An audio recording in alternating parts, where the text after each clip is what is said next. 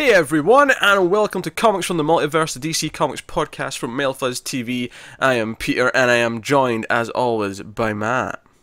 Hey, what's up, people? And there's no Doomsday Clock this week, so Connor's back, of course. He's here. Full disclosure, I'm a bit hungover, so I might not have some of my usual pep. You don't have pep. You never have pep. Exactly. That's how I feel. You have like ginger spice, but not pep. Some people have a drinking problem. Connor has an arrow problem. Oh, he does. I made that same joke yesterday when Peter told me I had a drinking problem. Yeah. Yeah. Well, so look at that. we're recording the movie news, and we're going to watch Arrow drunk together afterwards, right? And so he was getting drunk during the movie news. So as that went on, he was getting a little bit more tipsy, and then after the movie news, he realised that he'd forgotten a news story, so we then put the camera back on, started recording a little insert for the last story he forgot, and he was just completely plastered by that point.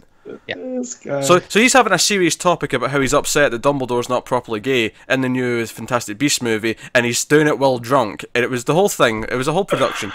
You can look forward to that early Sunday on the YouTube channel, or the MailFuzz TV movie news feed on the audio feeds. Hey. So what? You were just like, I need to talk about Dumbledore's sexuality.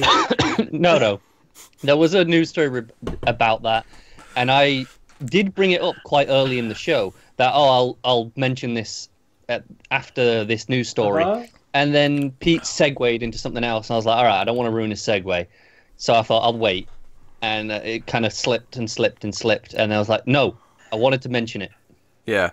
It was a quality segue. I'm glad I didn't ruin it. It was a good. They're so rare that I thought I'd better let him have it. Yeah.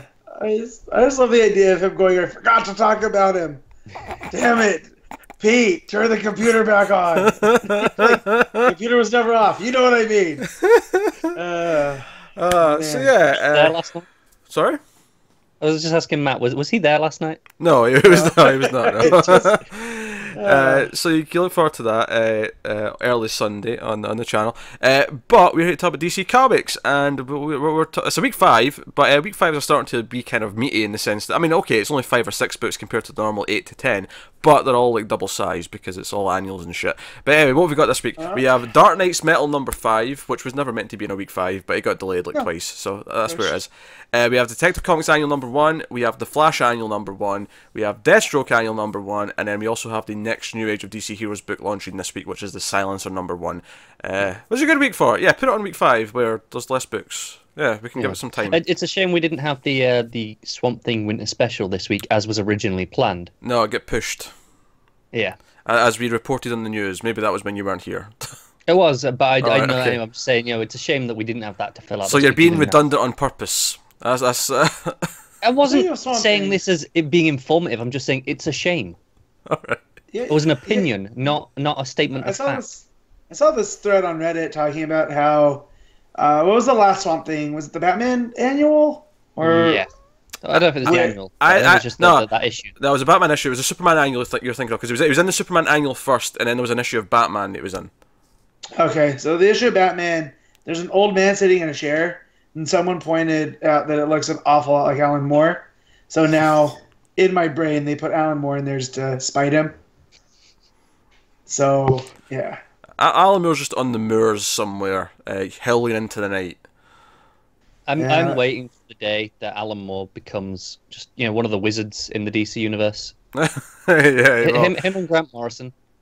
Yeah, they two will join Shazam, the wizard, and they'll be like a trio of wizards in the sky doing wizardy things. Moore's just casting shade on everybody. That's his wizard power. I do love the rivalry between Moore and Morrison. Yeah, it's great. It's Saruman and Gandalf-esque, isn't it? It is, yeah. And that's about as much Lord of the Rings you're gonna get from me. Honestly, it's a battle that is fought with weapons that we cannot perceive on our astral plane. So, anyway, so before we get too wacky and off topic, that's what we're going to talk about today, is those comics. But we do actually have some news. Last week we had big news, because last week, we had Doomsday Clock, we had all this No Justice stuff to talk about, and I thought, okay, usually when there's a big news week like that, we don't get another one for like a couple of months, until they've got another big thing to announce.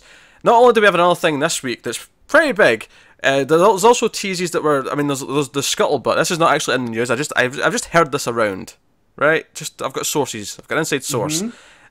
Maybe Tom King. I joked this week because Tom King dropped some hints at this week, and I was kind of joking that he's still in the CIA, but he's in the DCIA. He's still got intel. He's dropping intel on Twitter for us. He's the inside man. But now I've heard that apparently Tom King will be writing the next big summer event that we'll find out about in a few months. That that'll start in summer, then go through winter. That's the scuttlebutt. Cool. But that's not actually in the news per se. That's just grain of salt business. We have big news. Are we starting with the big one, or are we doing the littler one first? I'm going to do the big one, and then I've got a few little things after it to sort of add on. Alright, so we're going to bottle rocket this one. I actually don't know what that means. What does bottle rocket mean? Does that mean go through fast? Does that mean go through... Yeah, it goes through fast, and there's a bang.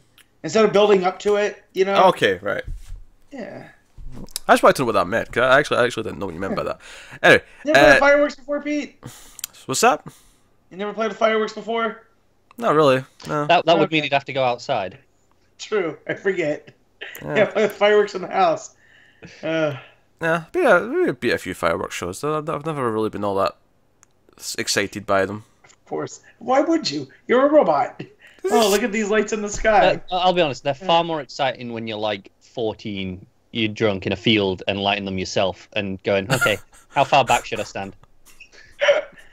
Well, there's a pinky. Yeah. Anyway, so the big news this week, which I think you'll get a nice varied range of responses here, of excited to pretty happy about it to just downright miserable about it. So it's a good job Connor's here to fill in that miserable quota. Well, I'm gonna hold my tongue, let you guys get it all out, and then I'll have my say. Can I just say I'm impressed that Matt pointed at Connor, but he pointed to the right side of the screen. Did you test it onto the camera first? No, I had to think. I had to go. I'm flipped, but it's kind of flip to flip. So I'm like, well, the curtains are on that side. Connor, my screen's on that side. I'm gonna try this out. See, the great thing about being underneath me is it doesn't matter what left or right is. I can just point down the way, and I'm getting it right. Yeah. Yeah. See, to point to you, I just go that way now. Yeah. You also got a missing hour. Yes, I got it right. That's the direction to Matt. The audio people. I'm scared to try and be the one that doesn't get it now. The audio people don't get this at all. Oh, there you go. Yes. You got it. Oh my god. touch. Connor, E.T. I don't. Ta-da! Okay, enough camera tricks. Yeah, partly because I think the audio people aren't getting any of this. I want to point out how proud we are, and I also want to point out that people I don't think understand how hard it is when some of us our cameras are flipped and some of us aren't. How just to get the left and right correct for on screen so it looks right on the camera. But whatever. Anyway. And every time we usually try that, it just goes really badly. Yeah, it does. But anyway, so the big news this week. We finally got the info on what Bendis is going to be doing. Obviously we knew he was doing a story in Action Comics. We'd heard that he was taking over a Superman book of some kind after the fact. There was also some rumours this week as well, just sort of out of nowhere, that he was going to be on a Batman book. Although I've got some thoughts on that in a little bit related to something else. So the big news here is that we're going full John Byrne. We're going full post-crisis John Byrne here. And not just that he's taking over both Superman and Action Comics, because that's not insanely surprising. Like, it's like, okay, I wasn't necessarily expecting that, but at the same time, he's done similar things at Marvel. It's happened in the past with John Byrne and other people that they've had both Superman and Action. But it's going full John Byrne because he's even starting with a mini-series called Man of Steel that leads into his run on both books. Yeah, that's as like, I love Superman. We all know this. Not a big fan of Man of Steel. It has not aged well. Do you know what, Matt? It's funny because I actually just started reading it today. The original. Yeah, it's good. I've read it before. No, this is my first time reading the actual specific series. It's all right, but I read the first issue today. It definitely has aged a little bit. What I think is really funny though is that everyone knows I'm a big fan of Lois and Clark, the TV show, right? And obviously in Lois and Clark they have the whole mum, Martha makes the outfit, right? That's like a whole montage, right?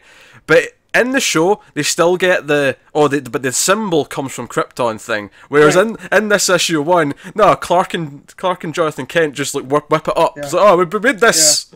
Yeah. Sure. Yeah, it's a sign of its times, and since then we've had some better origins that have come out through Secret Origin and Birthright. You can probably name like 5 better origins if you try.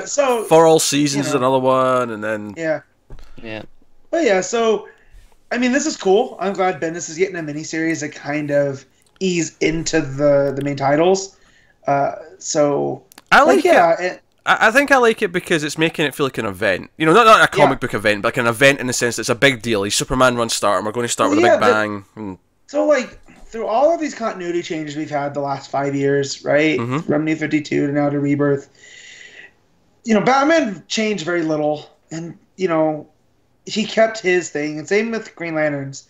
They kept all of their stuff. Superman changed so much. So the fact like they feel like they need to go out and make basically not a whole new origin, because I doubt that origin is going to change that much, but to recenter the character. Yeah, the way I think is telling. Yeah, the way I'm reading this is that he's going to like do his version of the origin in Man of Steel, but it's going to be like this is technically what the origin's been since Reborn. We just didn't know what the details were up until now. That's kind of what I'm reading it as, at least so far.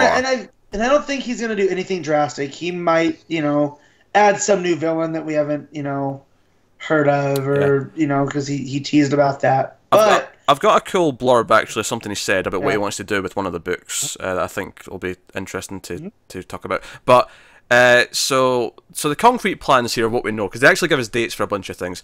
So we're going to talk about this issue they're putting out called DC Nation Issue 0, which is actually leading to the reason why it's called Issue 0 is because it's leading to a magazine they're going to do called DC Nation. But they're doing a DC Nation Issue 0, which is a preview of the magazine. It has 3 other stories, one of which is related to this. We'll talk about that in detail in a little bit, because it's got other things connecting to it.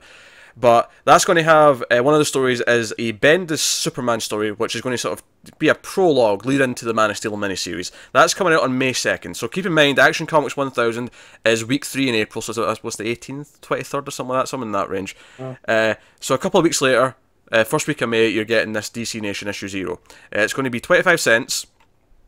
Although most comic shops are apparently just going to give it away for free, and digitally it's free as well. So the 25 cent is literally just printing costs. Yeah, that week that comes out is, you know, a few days before Free Comic Book Day. So a lot of stores that I'm seeing on Twitter are going, because obviously they pay a small amount for most of the free comic books as well. But obviously they just give them away for free. Well, it's also like shipping costs and whatever. Yeah, exactly. Just the printing coverage and stuff like that. So most that I'm seeing are going, we're just going to give this away for free as well. We'll put some out on the Wednesday and then hold a lot for the Saturday. I'm preparing to pay double for it. Oh, whole 50 cents. Big spender, Matt. You're a big spender. Just, right. You just go in there rolling out the bills. You're just like, here you go. That's it. Well, I already got yelled, don't throw change anymore. I'm not going to go into that. Alright, so it's the preview story in this May 2nd issue. We'll talk more about the issue itself in a little bit. But interestingly, that's going to be Jose Luis Garcia Lopez who's going to be doing the art on it. So that's pretty cool. That's a classic Superman artist. Yeah, you guys can't see it from the camera angle, but when they did Action Comics at a milestone, they kind of did the like they're doing with Action Comics 1000. Each covers a different era. He did the 70s era, and it's Lois and Clark standing outside a phone booth, and it's one of my favorite comic covers I've ever bought. So I'm stoked that he's doing the story with Bendis. That's pretty cool. But I'm just going to pause what I'm saying here. But is there a washing machine or something on in the background? Yeah, there is. Because even though I asked them not to do laundry. I say them, I mean her. Is the door open? I don't think so, but let me go check. Cool. We'll do that right now because I was really audible. So that Man of Steel series, what week will that end? The date? So that's going to start on May 30th. So we get the preview in DC Nation on May 2nd. The 6-issue weekly series begins on May 30th, and that will end on July 4th. So it's end of May, all through June, and then it ends in the first week of July. So that's kind of the plan. So that's quite cool. It's weekly. Each issue is going to have a different artist. Where's my list of artists here? Because I had it in here. Because they made a big list of... They did, didn't they? Where is it? I don't think I actually copied that part, annoyingly. Because Fabric was in the list. There was other... Doc Shaner was on it, I think. Shaner was one of the issues. But each issue is going to be a different... Which is why I'm thinking this 6-issue series is going to be like... Each part's got a different part of his life. So they're going to have a different artist on each... Yeah. Ivan Reis, Doc Shaner and Jason Fabok. They're the 3 that he named in the Alright, interview cool. with Forbes. Cool, but so there may be everybody more. other than that- Yeah. Yeah, I would guess there's going to be one per issue then, given they've already announced 3. I would assume so. Yeah, it makes sense to me. Which is cool. So that's going to end July 4th. And then it says Bendis will go from that with Rise and take over a relaunched and renumbered Superman #1. The wording's a little bit funny there, because to me that sounds like it's the same day, but it could also just mean the next. I've got more here in the Forbes article. Bendis himself said, so we'll be launching Superman with a brand new #1 on... I just saw it. July 11th, so the week after. It's the week after. That's interesting, because that's a different day than it normally is on, just right now. Because it's on weeks 1 and 3, so that would be on a week 2 when it hits. Which does lead to some more speculation we have to do in a minute. But, so Superman #1, the week after then, on July 11th. And then Action Comics 1001, which you're going to say, hey, wait a minute, that's 1000's in April. Yeah, they're taking a few months off with Action. They're actually giving it a little bit of a hiatus. And then it's coming back with 1001 on July 25th, so the end of July. And apparently Patrick Gleason is going to be doing art on at least that issue, with Bendis, obviously. So that's cool. So he's going to do Superman and Action. Superman's renumbering, Action's not, which I don't think they're ever going to do again. I feel like Action and Detective decided no, everything else can number it one. They're staying put with their big numbers. Although 1001's a really easy number to start on, because you always remember the start of Bendis' runs, 1001. Yeah. Well, and same with him taking over Superman with Superman 1. Like. Oh, that's obvious, though, because it's #1. But yeah. But what I'm saying is, though, if his run started in 972, you'd probably not remember that number. Unless you're like... How crazy is it that we're going to have a comic number in the thousands? I know, it's insane. That is so cool. Yeah, especially since I normally, when I'm doing the triple digits, I won't say 972, I'll say 972, normally. Right, so, but I'm probably not going to do it with 1000, because that's like, 1001, like, I'm not going to say that. So, then I sound like a computer. Yeah. Which would please Matt. So, you do the year. Yeah, I guess, yeah. It'll be easier. It'll be easier once it's in like the 20s, because then it's like 1021 and 1022, and that'll sound better. Right. 1001 sounds a bit weird. It does. Sounds like a time. It sounds like I'm trying to tell you when we're going to record, Matt. Anyway, so that's what the plan is right now. What is interesting though, the Forbes interview, which is where it first broke, I got most of my actual text from Newsarama, because they kind of broke it down into like clearer chunks, because the Forbes article was like really sprawling and long, because it was like all spread out through all this interview. So this news dropped, and I was at work, and I'm trying to go about my day, and I keep stopping to read, and I got so far behind. And I had to keep apologizing. I was like, but there's some big Superman news. Like, sorry. And of course, everyone you work with knows that that's important, and more important than your job. Of course. Yeah. And if not, I just pull up my sleeve and show them my tattoo, and they're like, oh, okay, makes sense. So the wording here was a bit funny, because it kept referring to Superman as a monthly book. And people are like, okay, so are they switching to monthly? That's a possibility. The reason why I'm not necessarily jumping to that conclusion, though, is because they also kind of refer to Superman already being a monthly book. Yeah, the quote here that Forbes says, the Superman Monthly will relaunch with a new issue. Yeah, which to me sounds like it's just Forbes just being kind of weird with their wording, and not an indicator that they're actually changing the shipping schedule. However, the fact that they're 2 weeks apart, because it's the 11th and the 25th, sounds like maybe they are going back to monthly and just having the two. Which is okay. I'm kind of cool with that, especially since you've got one writer in both books. It kind of sounds like they want to keep the thing where it's like, obviously, Tomasi and Gleason have 2 issues a month. They kind of want to keep that, but they're switching back to single shipping for books, which would make me then question, like, are we switching to single shipping for all the other double shipping books? Some of them, yeah, probably. I think Tech will stay on till it gets to 1000 at this point, just so they can hit it. More on Tech later, but yeah.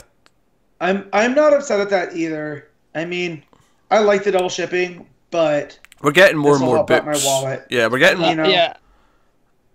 Go on. I was going to say we're getting more and more books, so it makes sense to try and clear up some of the buying space for the other books. And I was saying it when we did our annual episode that I'm getting burnt out on the artists that are kind of being forced to fill in a lot on the double shipping, because it's just unsustainable for them, and this single shipping should return to some consistency. Yeah. I mean, I think it'll be fine with the Batman and Superman books, because they have 2 books anyway, so I won't feel like I'll still feel like I'm getting my fix, like, on a regular basis.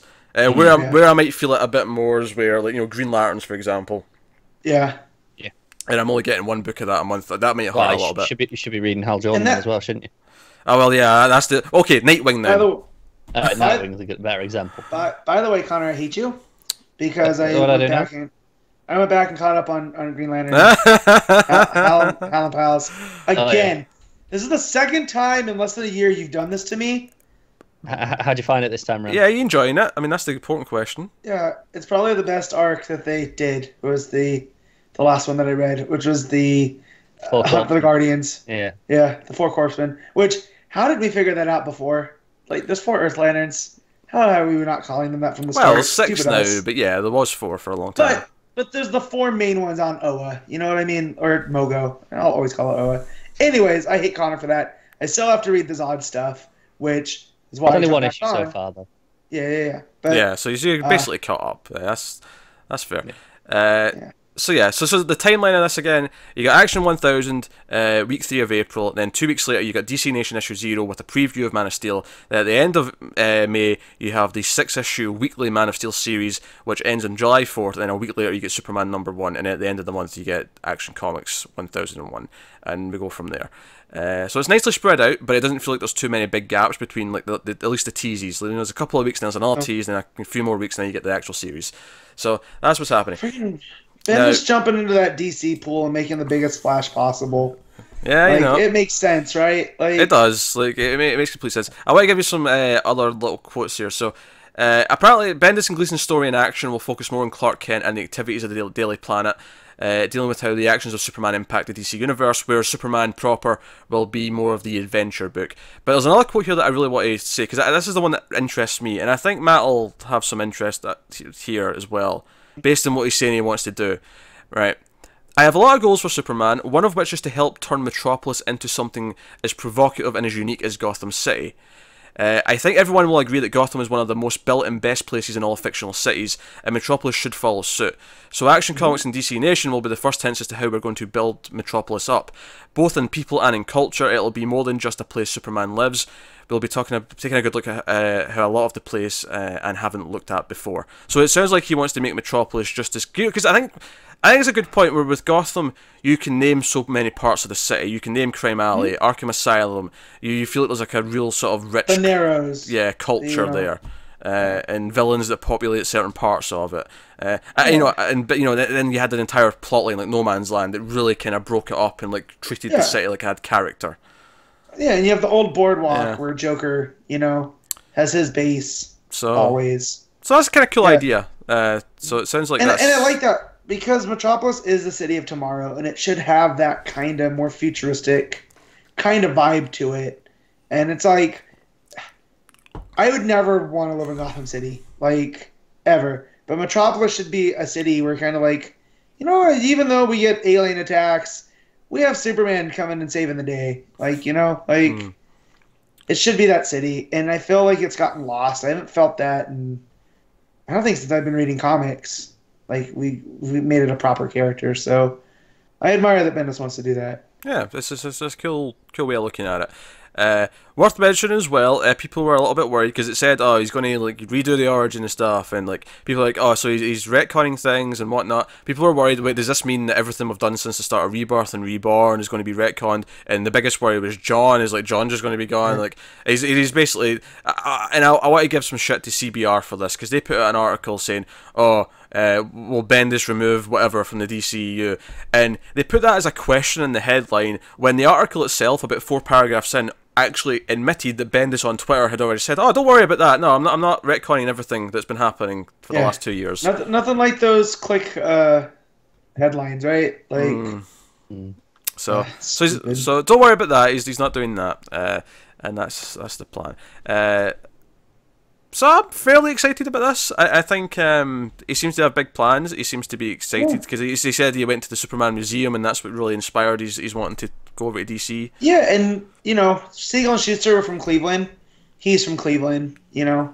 He drew that parallel, and like he feels like he should take on Superman as that character that Siegel and Schuster kind of built up, and I like that a whole lot. Return them to those roots. Again, I like it's a big splash. I like that there's this big presumably lengthy plan for whatever he's doing, and whatnot. And obviously, well, he always, everything I've read of his, it always seems like that's the thing. From Daredevil to his X-Men run, I haven't read a lot of Alias, but I've heard that's that's in there too. His Avengers run that lasted years. Yeah, so, Ultimate Spider-Man lasted Ultimate Spider-Man basically 17 years. Yeah. So yeah, he could be on the books for a while. yeah. Not that long, admittedly. I feel like he'll be on here for a couple of years, and then he'll do like another big thing like this and another character. Yeah, and that's fine. I mean, I like that Bendis there. He should be able to kind of come and go and see what he has. I mean, that's what made, it was John's doing Teen Titans and Flash that got me to follow him. Yeah. So, I'd like to see what Bendis, sure, do I want him on Superman super long term? I would love it. But let him go where he feels he needs to. That's the thing, though. If he's doing both books for, say, 2 years, say, then that's a lot of material. That is. Well, that's like already that we have with King on Batman. Yeah, how many? We're over 50 issues by now. Well, not by now, but we will be in July. Yeah. I mean, once you count in the annuals and stuff, it's got to be close. Well, we're all just hitting 40 in the numbering, so we'll be like 42, 43. Yeah, that's true. Yeah. I miscounted, but whatever. You know what I mean. I know 50's in July because it's in the newsletter. But anyway. No, I know. I'm just saying, once you count in the extra bits that he's done, it'll be a bit before that by the time he's done 50 issues. Oh, sure, yeah. It'll be there maybe 3 or 4 issues early, but yeah. Yeah. So no. All right. So Connor wants to be negative about this because he doesn't like Bendis, so we'll let him be negative. Okay. All right. I'll try not to go too bad, but I do hate this. So I'd resigned myself to I'm losing a Superman book to Bendis. That's I didn't like it, but I wasn't happy about it. But I was like, all right, I'll lose one, and now I'm losing both. And that because I feel like everything I've read of Bendis, I get about 6 to 8 issues, and then it loses me every time. So this will probably happen here. And then I'll, so in a year's time, I might not be reading a Superman book, and that's sad. I don't like that feeling. In general, actually, I think anyone taking over 2 books of action and Superman, or detective and Batman, I feel like any one person doing both of those is a bad idea, because I like having them. Okay, they're very different books of their variety. If you don't like one, you've got the other. I personally think that's a good thing to have that variety. So. I just don't like this in general, and I feel like this often it was the case with his stuff on when he did the 2 X-Men books. If you're not reading one of them, you felt like you were missing out majorly on the overall story. So it kind of just adds in, okay, you have to be reading both or none.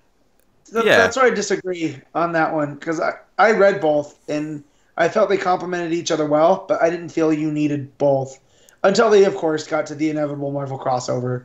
Yeah. Well, no, because I wanted to only read the main Uncanny? one. Was it Uncanny? Is that what he called it? Uncanny was the older team, and then All New was the young team. It was All New, because that one started first, I think, by a couple of weeks. And so I wanted to just read that one, but as I was going, it became clear he kept referencing all these events in the other book, and it was like, okay, no, I need to be reading that as well. So I tried that, and that's kind of how I ended up just stopping. To be fair to this, I feel like if you do have the same character in 2 books and you've got the one writer in both books, I would always assume you need to read both. Exactly, but I don't like that. I don't want to be forced into reading both. I like having the option. Like right now, let's say I decide. He likes the illusion of choice. It is a little illusion. Let's be clear here. It's an illusion. No, but right now, let's say I decided I wasn't enjoying Detective for whatever reason. I can stop reading. It was a hypothetical. I am enjoying it. Okay, so I'm throwing out a hypothetical answer. Right. Him being dumb is never hypothetical, Matt. Don't be silly. No, I'm just saying, if you're not liking Detective Comics for whatever reason, you're probably dumb. That's all I'm saying. All right, that's fair. But assume I wasn't enjoying Detective, and I was like, all right, I'm going to drop that. I can still carry on reading Batman. Absolutely no problem. And they're both, main. But that's Batman is in Detective, but he's not the main star of Detective. It's just all the other characters too. I mean, so that to be fair, right? Connor's logic is fine, right? Connor's logic makes sense. It does make sense, but when this works for you and you like both books from the same writer and they do interlink and they complement each other, it's a kind of a beautiful thing it works. And as we always say, every time there is like a mini crossover, like Night of the Monster Men, or whenever like the Super Sons, the Tomorrow crossover, and we say, well, these kind of make sense because you're probably going to be reading those books, the ones that are crossing over for the most part.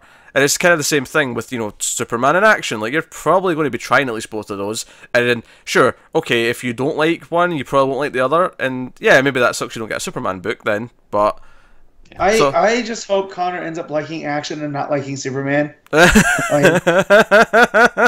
Because it's more about the planet and Clark's interaction with the people at work, and which that excites me, because reading Bendis' Daredevil, that's what really makes me love that story, is Matt's interaction with everybody else. Like, there's a scene where we get Spider-Man and Iron Fist and Luke Cage all show up to have an intervention with him.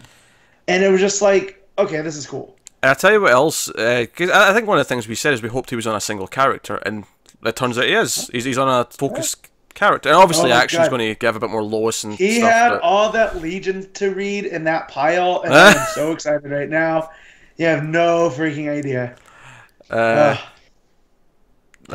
Maybe I'll bring Connor back in. He'll drop it like maybe a few issues into Superman and action. He'll be like, okay, I'm not doing this anymore. And then like 2 arcs later, he'll be like, oh, by the way, he's in a big Legion story, and we'll just be like, hey Connor, you come in. That's not that wouldn't be enough.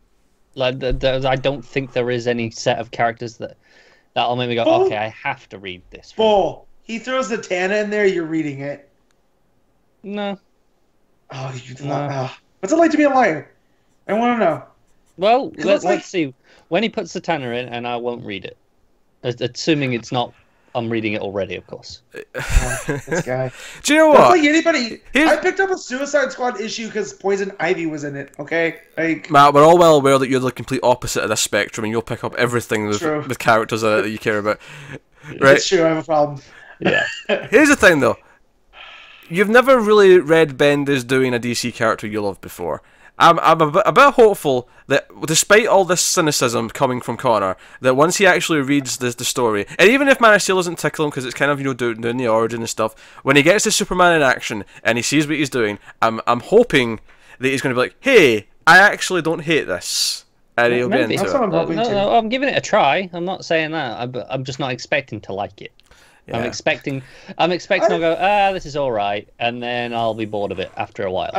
I've met people that are warm on Bendis that are like, yeah, he's cool, that's fine.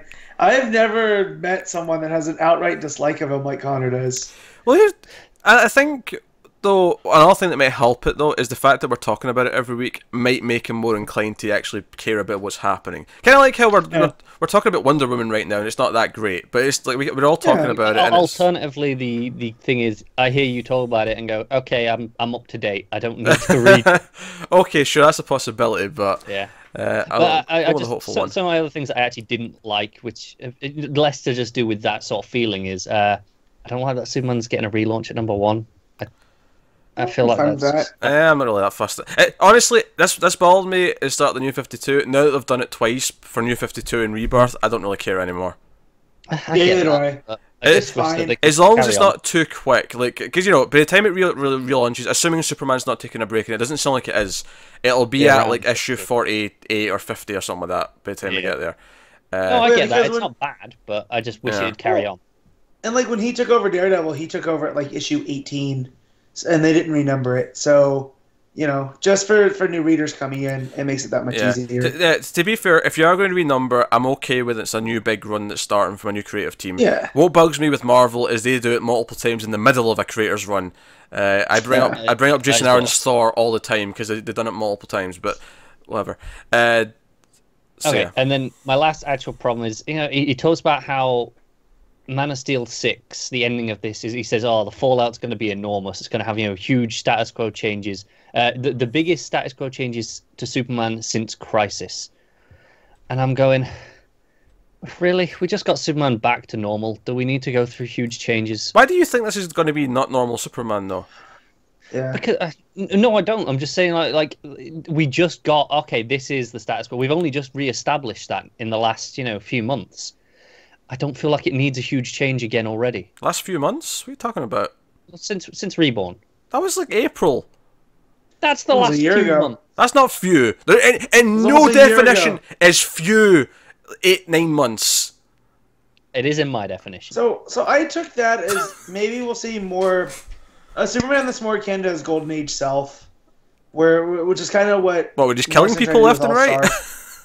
No, not that early. Not throwing dudes off buildings and stuff. But you know, like Morrison did with All Star, where he's kind of this, you know, mythic figure to the people, and you know, I don't know. All I know is I like Bendis. I've never been head over heels for him, the exception of a couple stories. So the fact that he's working on my favorite superhero, I am all in, guns blazing. Oh, that's fair. My only other concern was in Man of Steel, he's doing a new villain tied to the origin. And I'm like, ugh. Yeah, that's a little, but we'll see. I have an open. It can't be worse than Unchained was, you know. Like that's my love for new villains for Superman. That's fair. Yeah, the new villain thing's probably the only thing where I'm like, yeah, we'll see what he does with that. But I mean, even if he has a shitty new villain at the start, I don't necessarily think it's a bad omen for the rest of the run, because he's going to want to do his take on Brainiac. He's going to want to do his take on Metal or whatever. You know, whatever villains he likes, he's going to do. Well, and starting with that, I mean, we don't need another Parasite involved in his origin. You know, like John said that in Secret Origin, and it was fine. So if he wants to create somebody new that's tied to that, you know, I'm cool. Yeah, when he says tied to the origin, it could be tied to him coming out as Superman, not necessarily tied to, like, you know, Krypton and... Maybe. Yeah. It was the wording made it sound more like that, but maybe I'm wrong. Like I said, it could just be wording. Yeah, I feel like there's no reason to read into that and worry too much yet about, you know, what he's going to do with the story, per se. This guy. Yeah, I know. I just wanted to point again. So... overall, I'm excited. It's a big new deal, and as far as the status quo, the only thing I wonder about is if this trickles down to other Super Family books. Like, is Supergirl affected by the changes from Man of Steel? Is New Superman affected by the changes to Man of Steel? Oh man, are we gonna get classic Supergirl? You know, as opposed to teenage. I just mean like this more that's in line with the TV show. You know, I don't think they're going to age her. I don't think there's going to be like a retcon thing that ages people up, Matt. I don't think it's going to be that. I feel like I hope not. When I say changes the status quo, I mean like because of what happens. Like, you know, does it change where she is in the book? Like, does she have to move, or does she have to have like a new set of teammates or whatever? I don't know. Oh, yeah. But I don't know. I'm just wondering if it trickles down to the other super books, depending on what it is. But hey, so yeah, just in terms of other little tidbits, actually, in terms of books changing, just to go back to No Justice last week, it seems like the Titans and Teen Titans books are also going to be kind of involved in that in some way, given something Snyder tweeted. I wonder if Titans is ending, actually, based on where some of the Flash is going. We'll talk about that when we get to Flash Annual. Yeah, I picked up on that too. Yeah. Based on the plot that's in the Titans book right now, I wonder if Titans is coming to an end. But I mean, we'll talk more about that, I think, when we get to the Flash, because that ties in plot wise. But so that's the Superman news. Now I'm leaving a couple of other Bendis bits till after I talk about DC Nation, because DC Nation, of course, kind of ties into the Bendis Superman news. So DC Nation, as I said, it's going to have 3 stories in it, plus a preview of the magazine, which is going to actually be called DC Nation. Like I say, it's going to be next to free or free, depending on your shop. And it's going to have the Bendis preview for Man of Steel. The other 2 stories that are in there's going to be one that is a King-written Batman story, which is going to be also a preview for an upcoming story. In particular, the issue 50, which is hitting on July 4th. What is special about issue 50? What they're doing to make issue 50 feel like a landmark issue? That is going to be the wedding issue for Batman and Catwoman. Ooh. And this preview, and presumably plot that will lead into that, is the Joker finding out that Batman and Catwoman are getting married, and how he's going to react to that and possibly interfere. And obviously we know Joker loves Batman, so he's going to probably feel quite jealous that Batman's putting his affection into someone. So that'd be curious. Interesting, it's the first time King will have written Joker in present day continuity, because he's only done it in flashback form so far. Yeah, that was fantastic. Yeah, I love his take. So I'll be curious to see how he quotes with that. In fact, the only thing it says in the description is a clue. He's not happy. So not surprising. And the other story is it makes sense given the time period. It's a preview or a prologue to the No Justice stuff that's going to be kicking off right after that, because that kicks off in May 9th, a week later.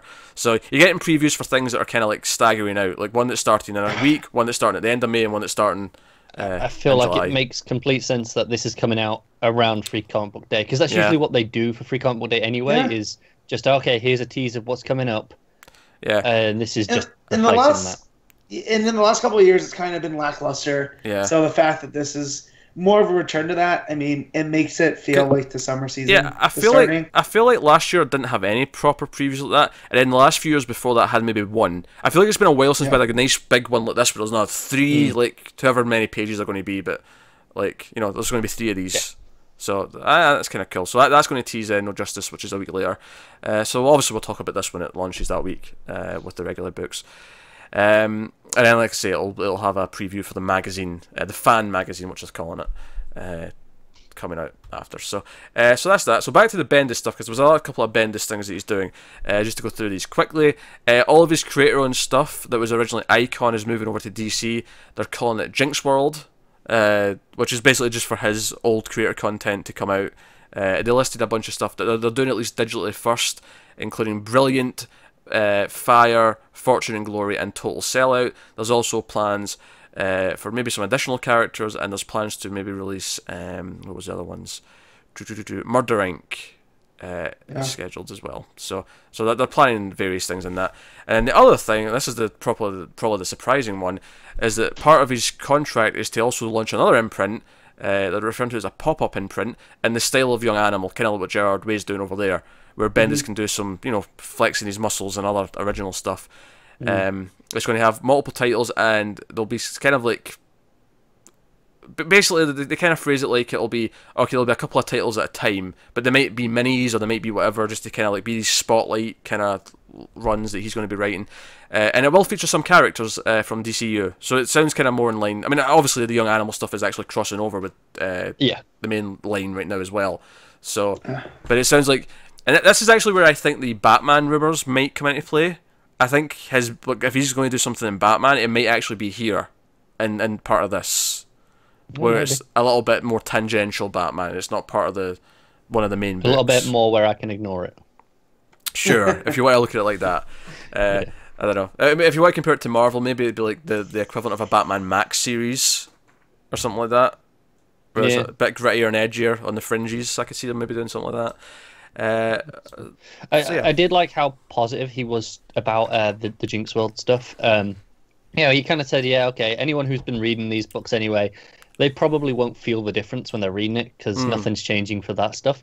But he said behind the scenes, it's much better. Like he said, Marvel was gracious and very cool about publishing his stuff through Icon, but what DC is doing is much better. They're actually actively backing it and marking it and treating it like their own books, which Marvel never did.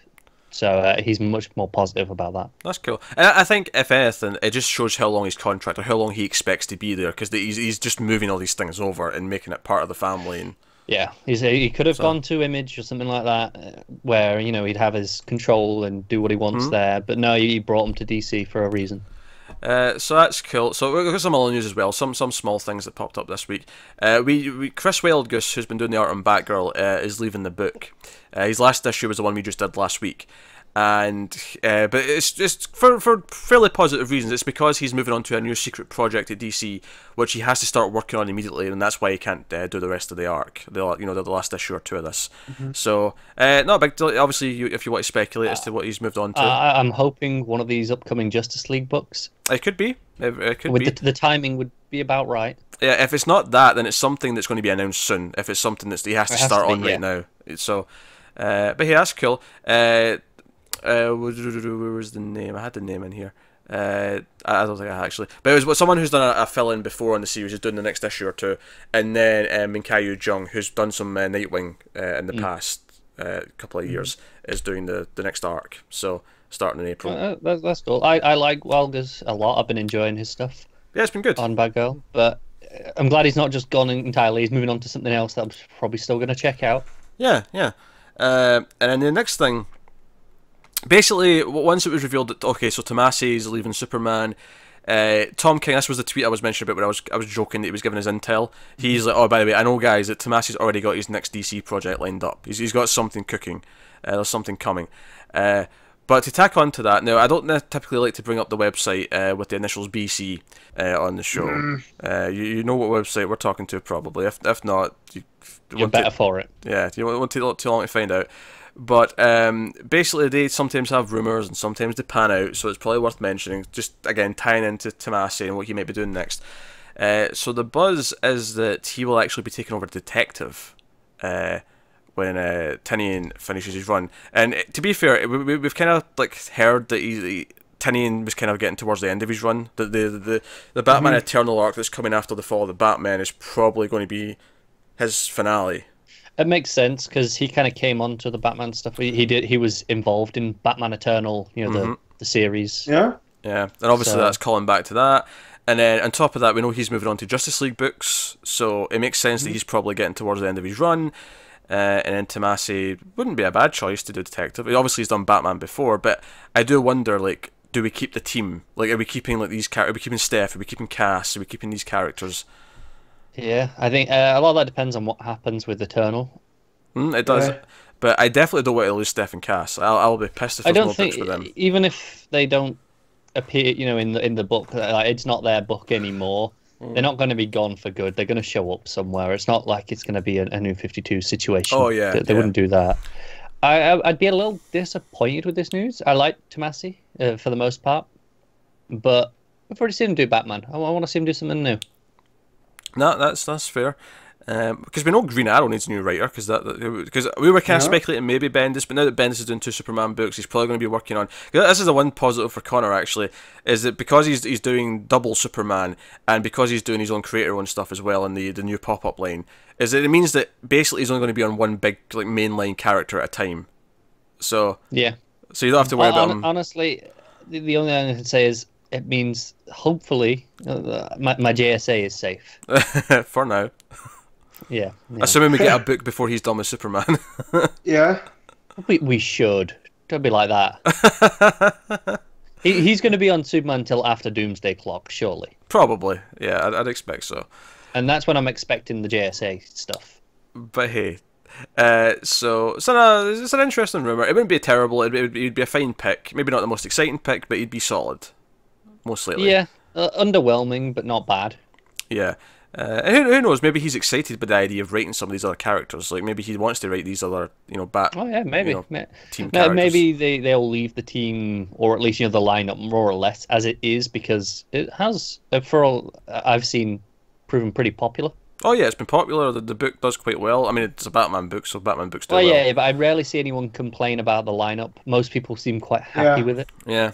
So, the exception maybe being Batwoman might be off the team, given where it seems to be going with everything that's been... but that would be alright. Yeah, she's got her own book, so it's not like we lose her entirely. Exactly. Right. So that makes it for a bit of sense.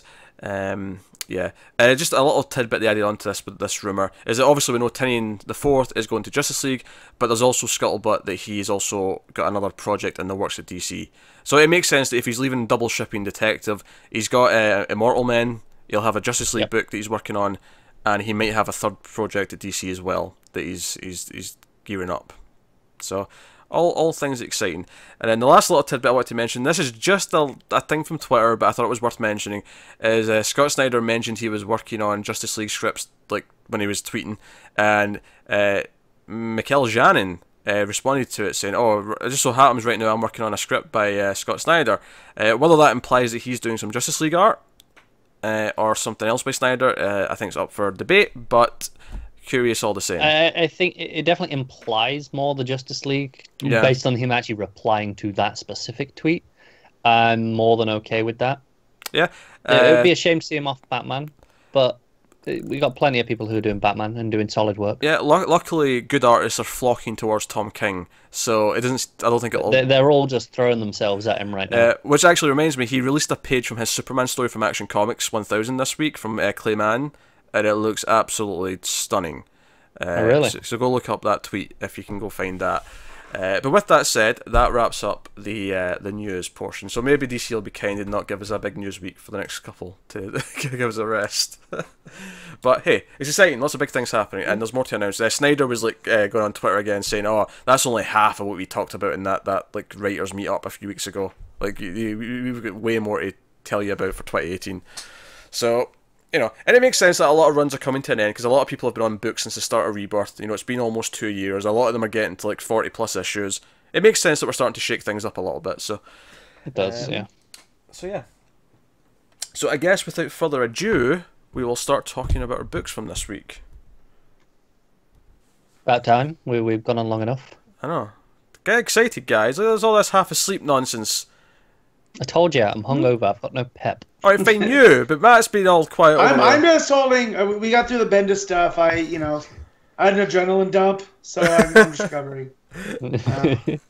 Jeez, right. Try to keep you lively. Try to keep the flow going. I brought it all down with my disappointment. You did. You just killed the show dead. Well, with that said, let's talk about something really cheery. Let's talk about Dark Knight's Metal #5. Scott Snyder writing, Greg Capullo on the art. The fairly delayed issue of this book, which is funny. I mean, I am genuinely expecting the last issue to be delayed at this point, just because they've knocked the last one back as well, and then this one. I'm not, because there's only one issue left, and it's in March, so.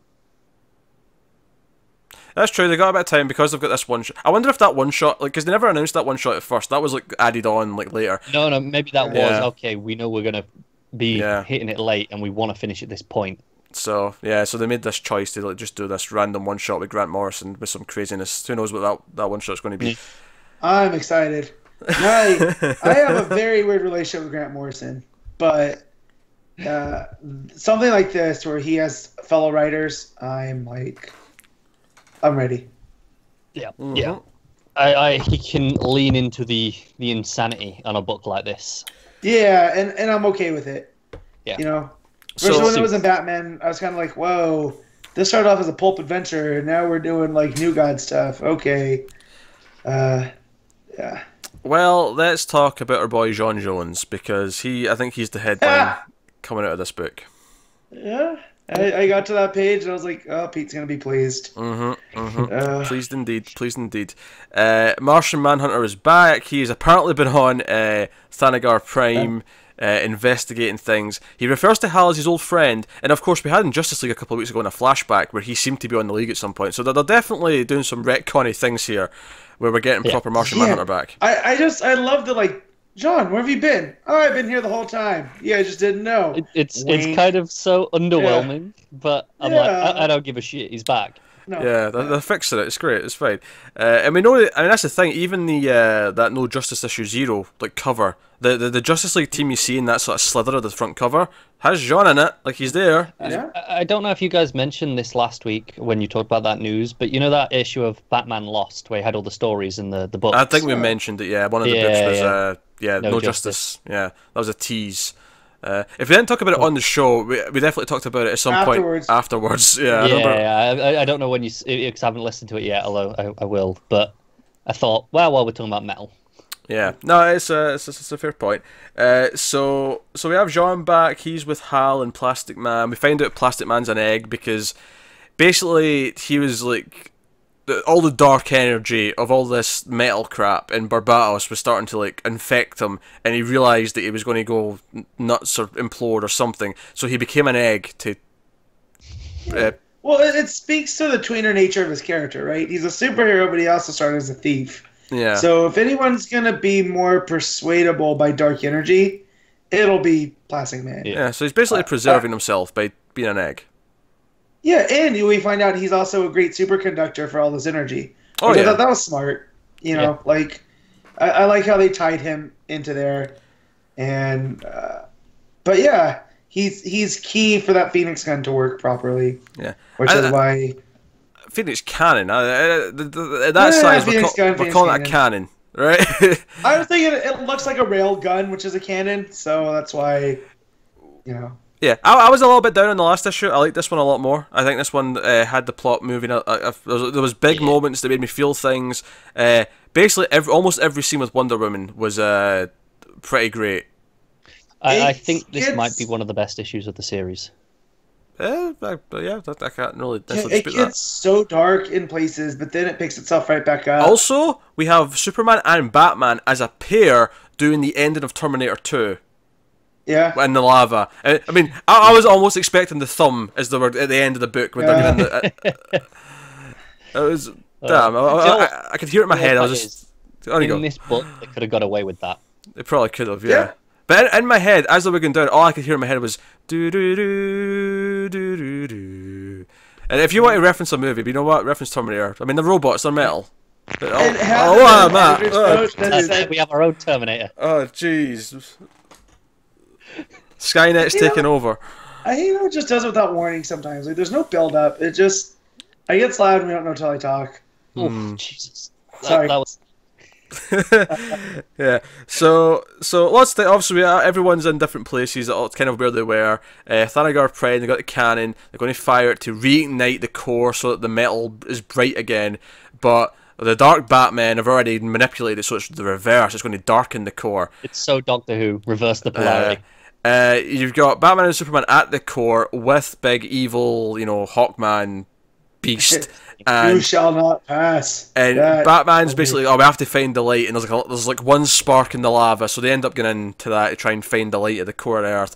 Wonder Woman's at the Rock of Eternity. Evil, Hawk Girl's been taken over, and Black Adam's there. He punches her out, and she ends up landing in a cave next to Hawkman's mace, which she grabs and then uses. And so cool. Yeah, I'm not gonna lie, I do kind of love her going, hey, the phrase you're looking for is, oh, shh, and then you turn the page, it's like Shazam, because you're thinking, oh, shit, but it's like Shazam, and I'm like, yeah, okay, very good. That played so well. Also, it's again, going back to Wonder Woman being like probably my highlight of the issue, is her, like, punching Kendra with the lasso to make her remember what the truth and who she really is. Yeah. That was a moment, I loved that. And at the end, they jump into the portal at the Rock of Eternity, which takes them to where Barbatos is. And because he's like let out his cry, and we were kind of wondering this like a while ago, we were thinking, are we going to see like evil versions of the other characters? And sure enough, we get Cheetah Wonder Woman, and then like a whole army of various other versions that you can't really make out a lot of them because they're all quite small. But since the dragon left, there's no one consuming these dark multiverses. Yeah. Right. So I imagine Barbatos plucking them like he did the Dark Batman.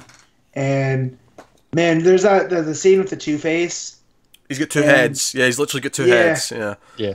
And he's talking about sawing the kids in half. And I was just like, damn, Snyder, let's pump the brakes, man.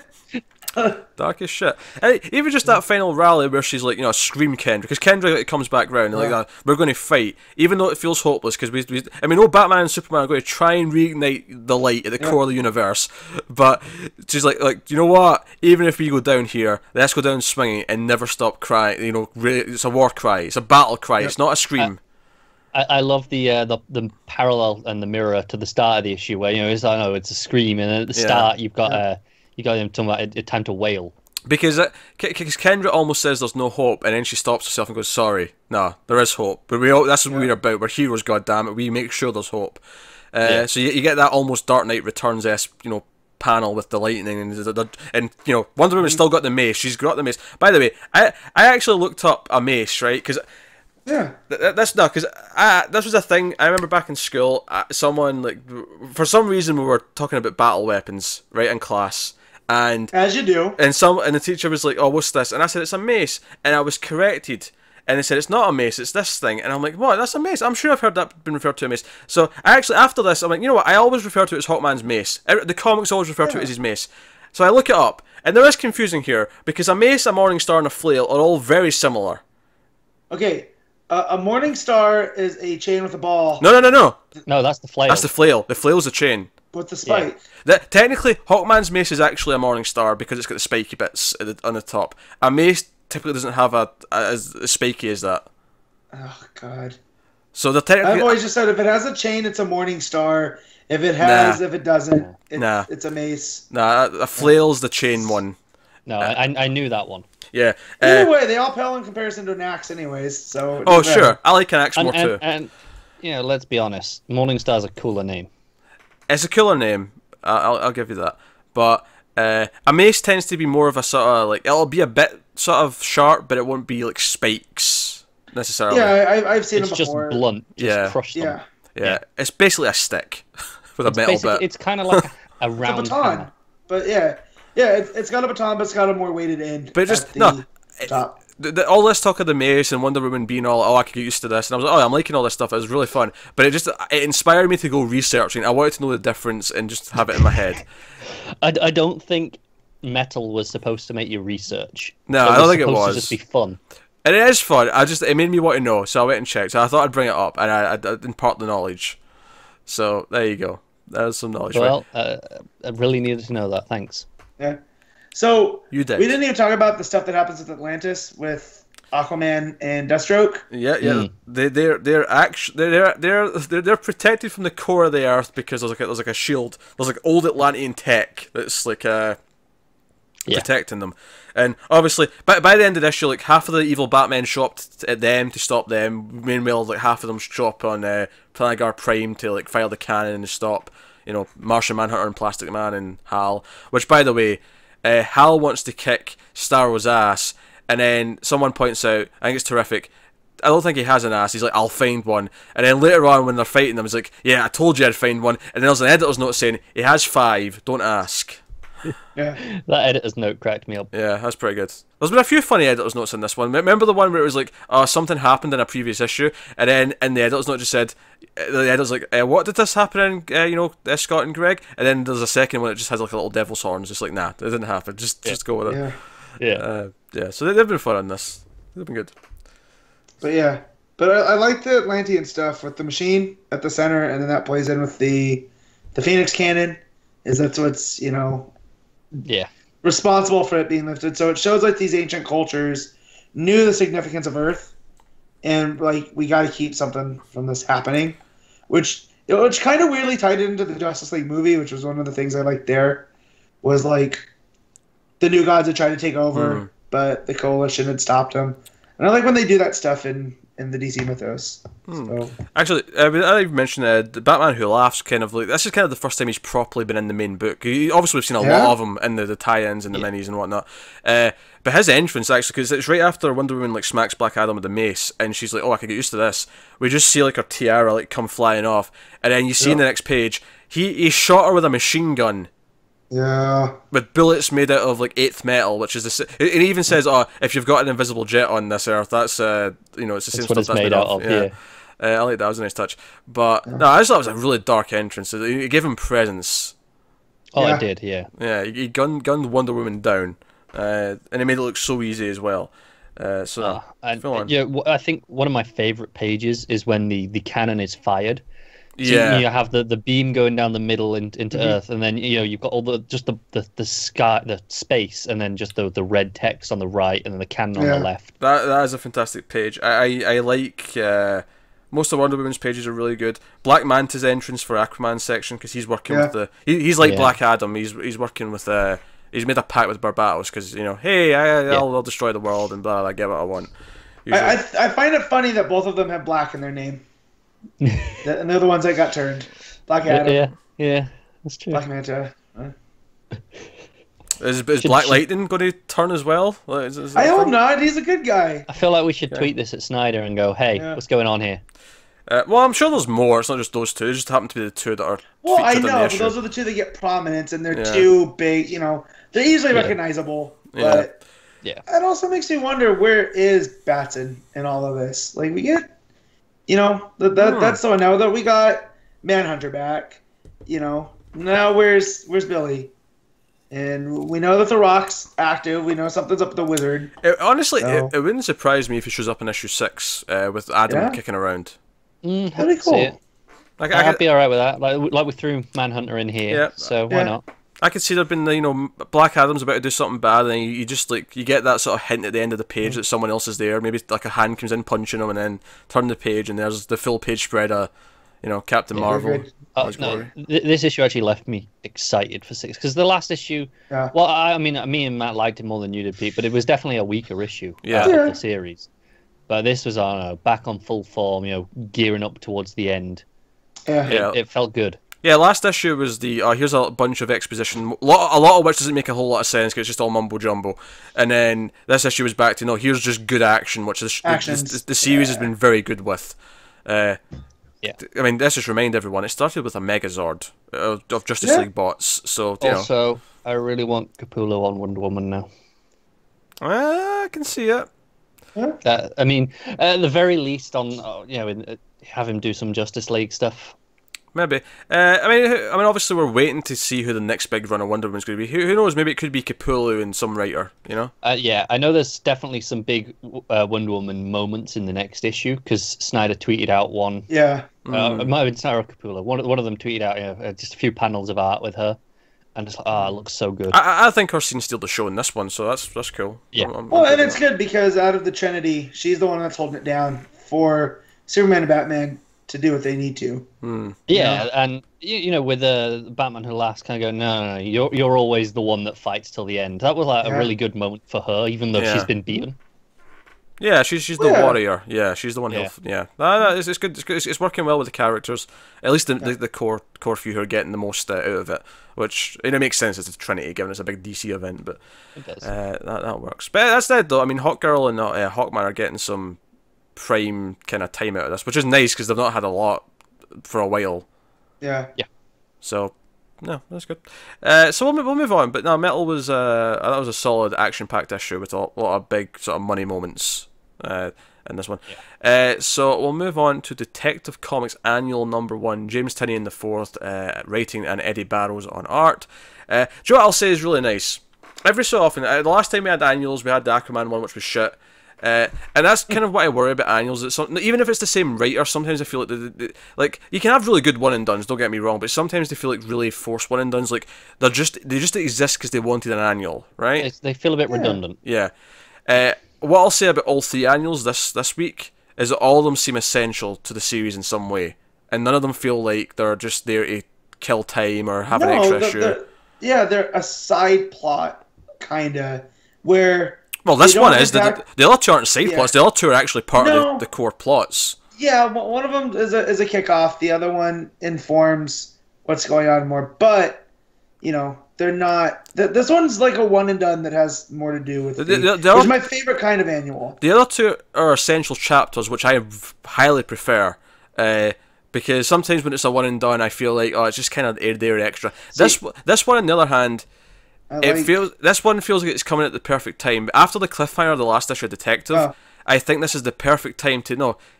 Because we care about Clayface, getting a new version of his origin and all that stuff actually lands with a much better subtext than it normally does, because we actually care about him. It's got a tinge of sadness to it. It does. It's bittersweet. It does. Yeah. Well, it's a tragedy. Like, that's what... when you look at most of Batman's villains, they are tragic. Clayface now, I think, has taken that. Him and Two-Face, to me, are the 2 most tragic. So no, I'm glad all the annuals this week felt essential to the stories going on.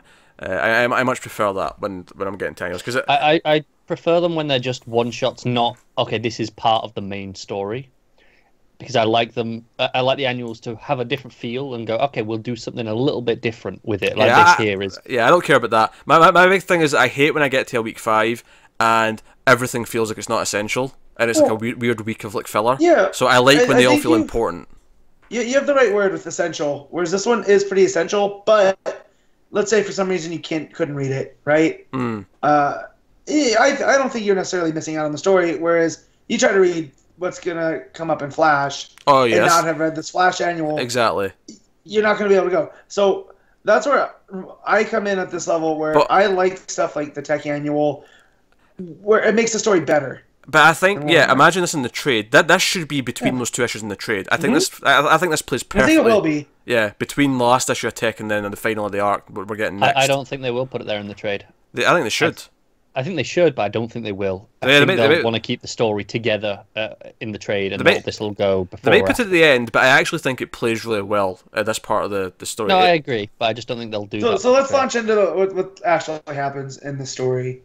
With Clayface, Basil Carlo, which it took me. I've been a fan of superheroes since I was a little kid, and I'm just now realizing his name is a play on Boris Karloff. Just now. took a while. Well, not right now, but Wednesday when I got my issue and I'm reading it, I'm going. I see the names next to each other on the page because his dad brings up Karloff. And I was like, oh, Basil, Carlo, Boris, Carlo. Son of a bitch. They got me again. Yeah, so we get the flashback with his dad. His dad has this fancy clay makeup stuff that he uses to like do various facial effects. Yep. So it sets that up at the start. But the big thematic thing is that hey, there'll be a monster inside you. Never let them see the monster. And obviously it's all very metaphorical in character as opposed to a literal monster. But obviously it's building up things. We see him like his movie career is going well. He wants this movie role where it's going to be about like a silent movie star who goes nuts and kills like people on like a movie because they wouldn't cast him, right? So what I like about that is that it makes me think of The Artist, but like mixed in with Universal monsters and then a crazy guy. So I kind of it's a movie I would watch. I would too. I would absolutely watch that movie. But you see that he's dating was it Gloria, who becomes Mudface, and we see how that happens. I actually really liked it. I thought this was a really solid like sort of origin story for Clayface. Yeah. Agreed. I agree. Yeah. And it was nice when it cut to when he's like he gets in the accident because he finds out his dad died and he crashes his car and that's what makes him disfigured, and he goes to his place and he finds the clay stuff and he starts using it. I liked it then when he's like, oh, I need more. I've only got like 10 jars. I need more, and it's like discontinued. So he starts breaking into warehouses in Gotham trying to find it. And when we see Gordon and we see Batman, it's like, oh, this is like an old school looking version of Gordon and Batman. It feels like they're of a different era, which is pretty cool. And they talk about Dent in the DA's office. Exactly, I love that. Like, it nice. it sets the time period. It's pre Two-Face and even the fact that the reason why he has the big accident that turns him into Clayface proper is it's two corrupt cops wanting a payday that do it. Yeah. So it feels very early, Batman Gotham setting. Before Gordon was commissioner, or he's still lieutenant. Yeah. And whatnot. I love that. Yeah, I like the art quite a bit. Eddy Barrows, of course, did a lot of detective runs, so it feels very fitting in with the main series, but it looks different as well. It feels like we didn't have Barrows for quite a while. Like he did a lot near the start. Yeah. And I feel like he hasn't been there as much lately. I mean, maybe we'll get more of him on the next arc. This is just I hope so, because his stuff's great. There's the panel in particular where it's Batman and Gordon are talking, and Batman like flies off. Yeah.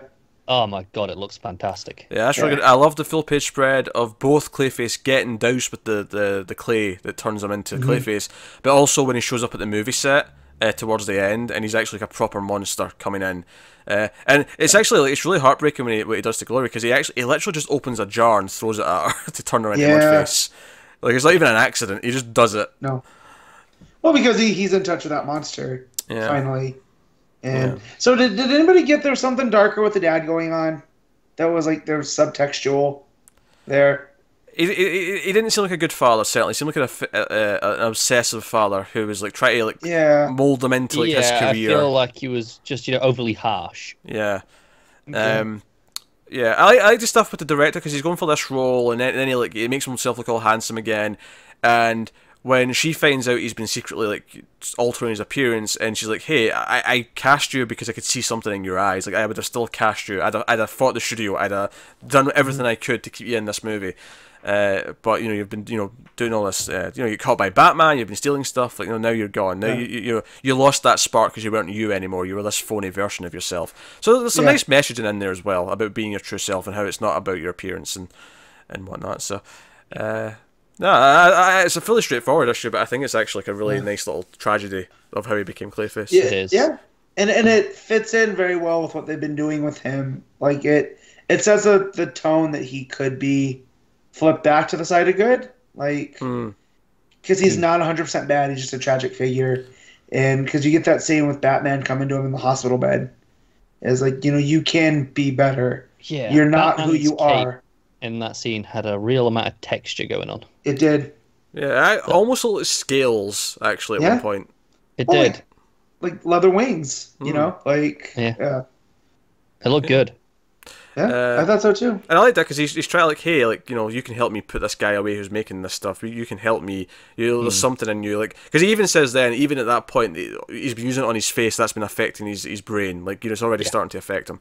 So it ties into what we've been doing in the run, but it sets up in a nice little way. But no, this was solid. It wasn't. I mean, I know, I'll save that opinion because that spoils something I'm going to say when I get to rankings and stuff. But yeah, so I thought Detective was a solid angle. Just a little couple of panels in the art I really want to highlight is when he's kind of going full Clayface with the corrupt cops, and it's got that orangey yellow glow. He just looks horrific, and it's amazing. Yeah, it feels like a monster movie. It almost feels like you could turn Clayface's story into like a classic old-timey monster movie where this would be the first act, and then the rest of it would be like him stalking like the movie studios and stuff, and like causing chaos. It'd be so good. Well, because that stuff, the what's it called, Renew, it hasn't a glow to it the entire time. So then when it just washes over him, and man, really good. Made me appreciate Clayface on another level more than I already was with Tech. Yeah, we actually have like a defining Clayface sort of run now. We do, which is insane. Yeah, Tynion has done wonders for the character.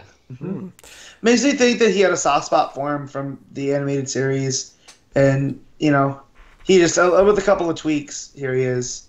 Yeah, that sounds about right. I think what's impressed me as well is that obviously after a while I was impressed with the obvious thing, which is they're actually making me care about Clayface, and I want him to be a good guy because I'm invested in him now.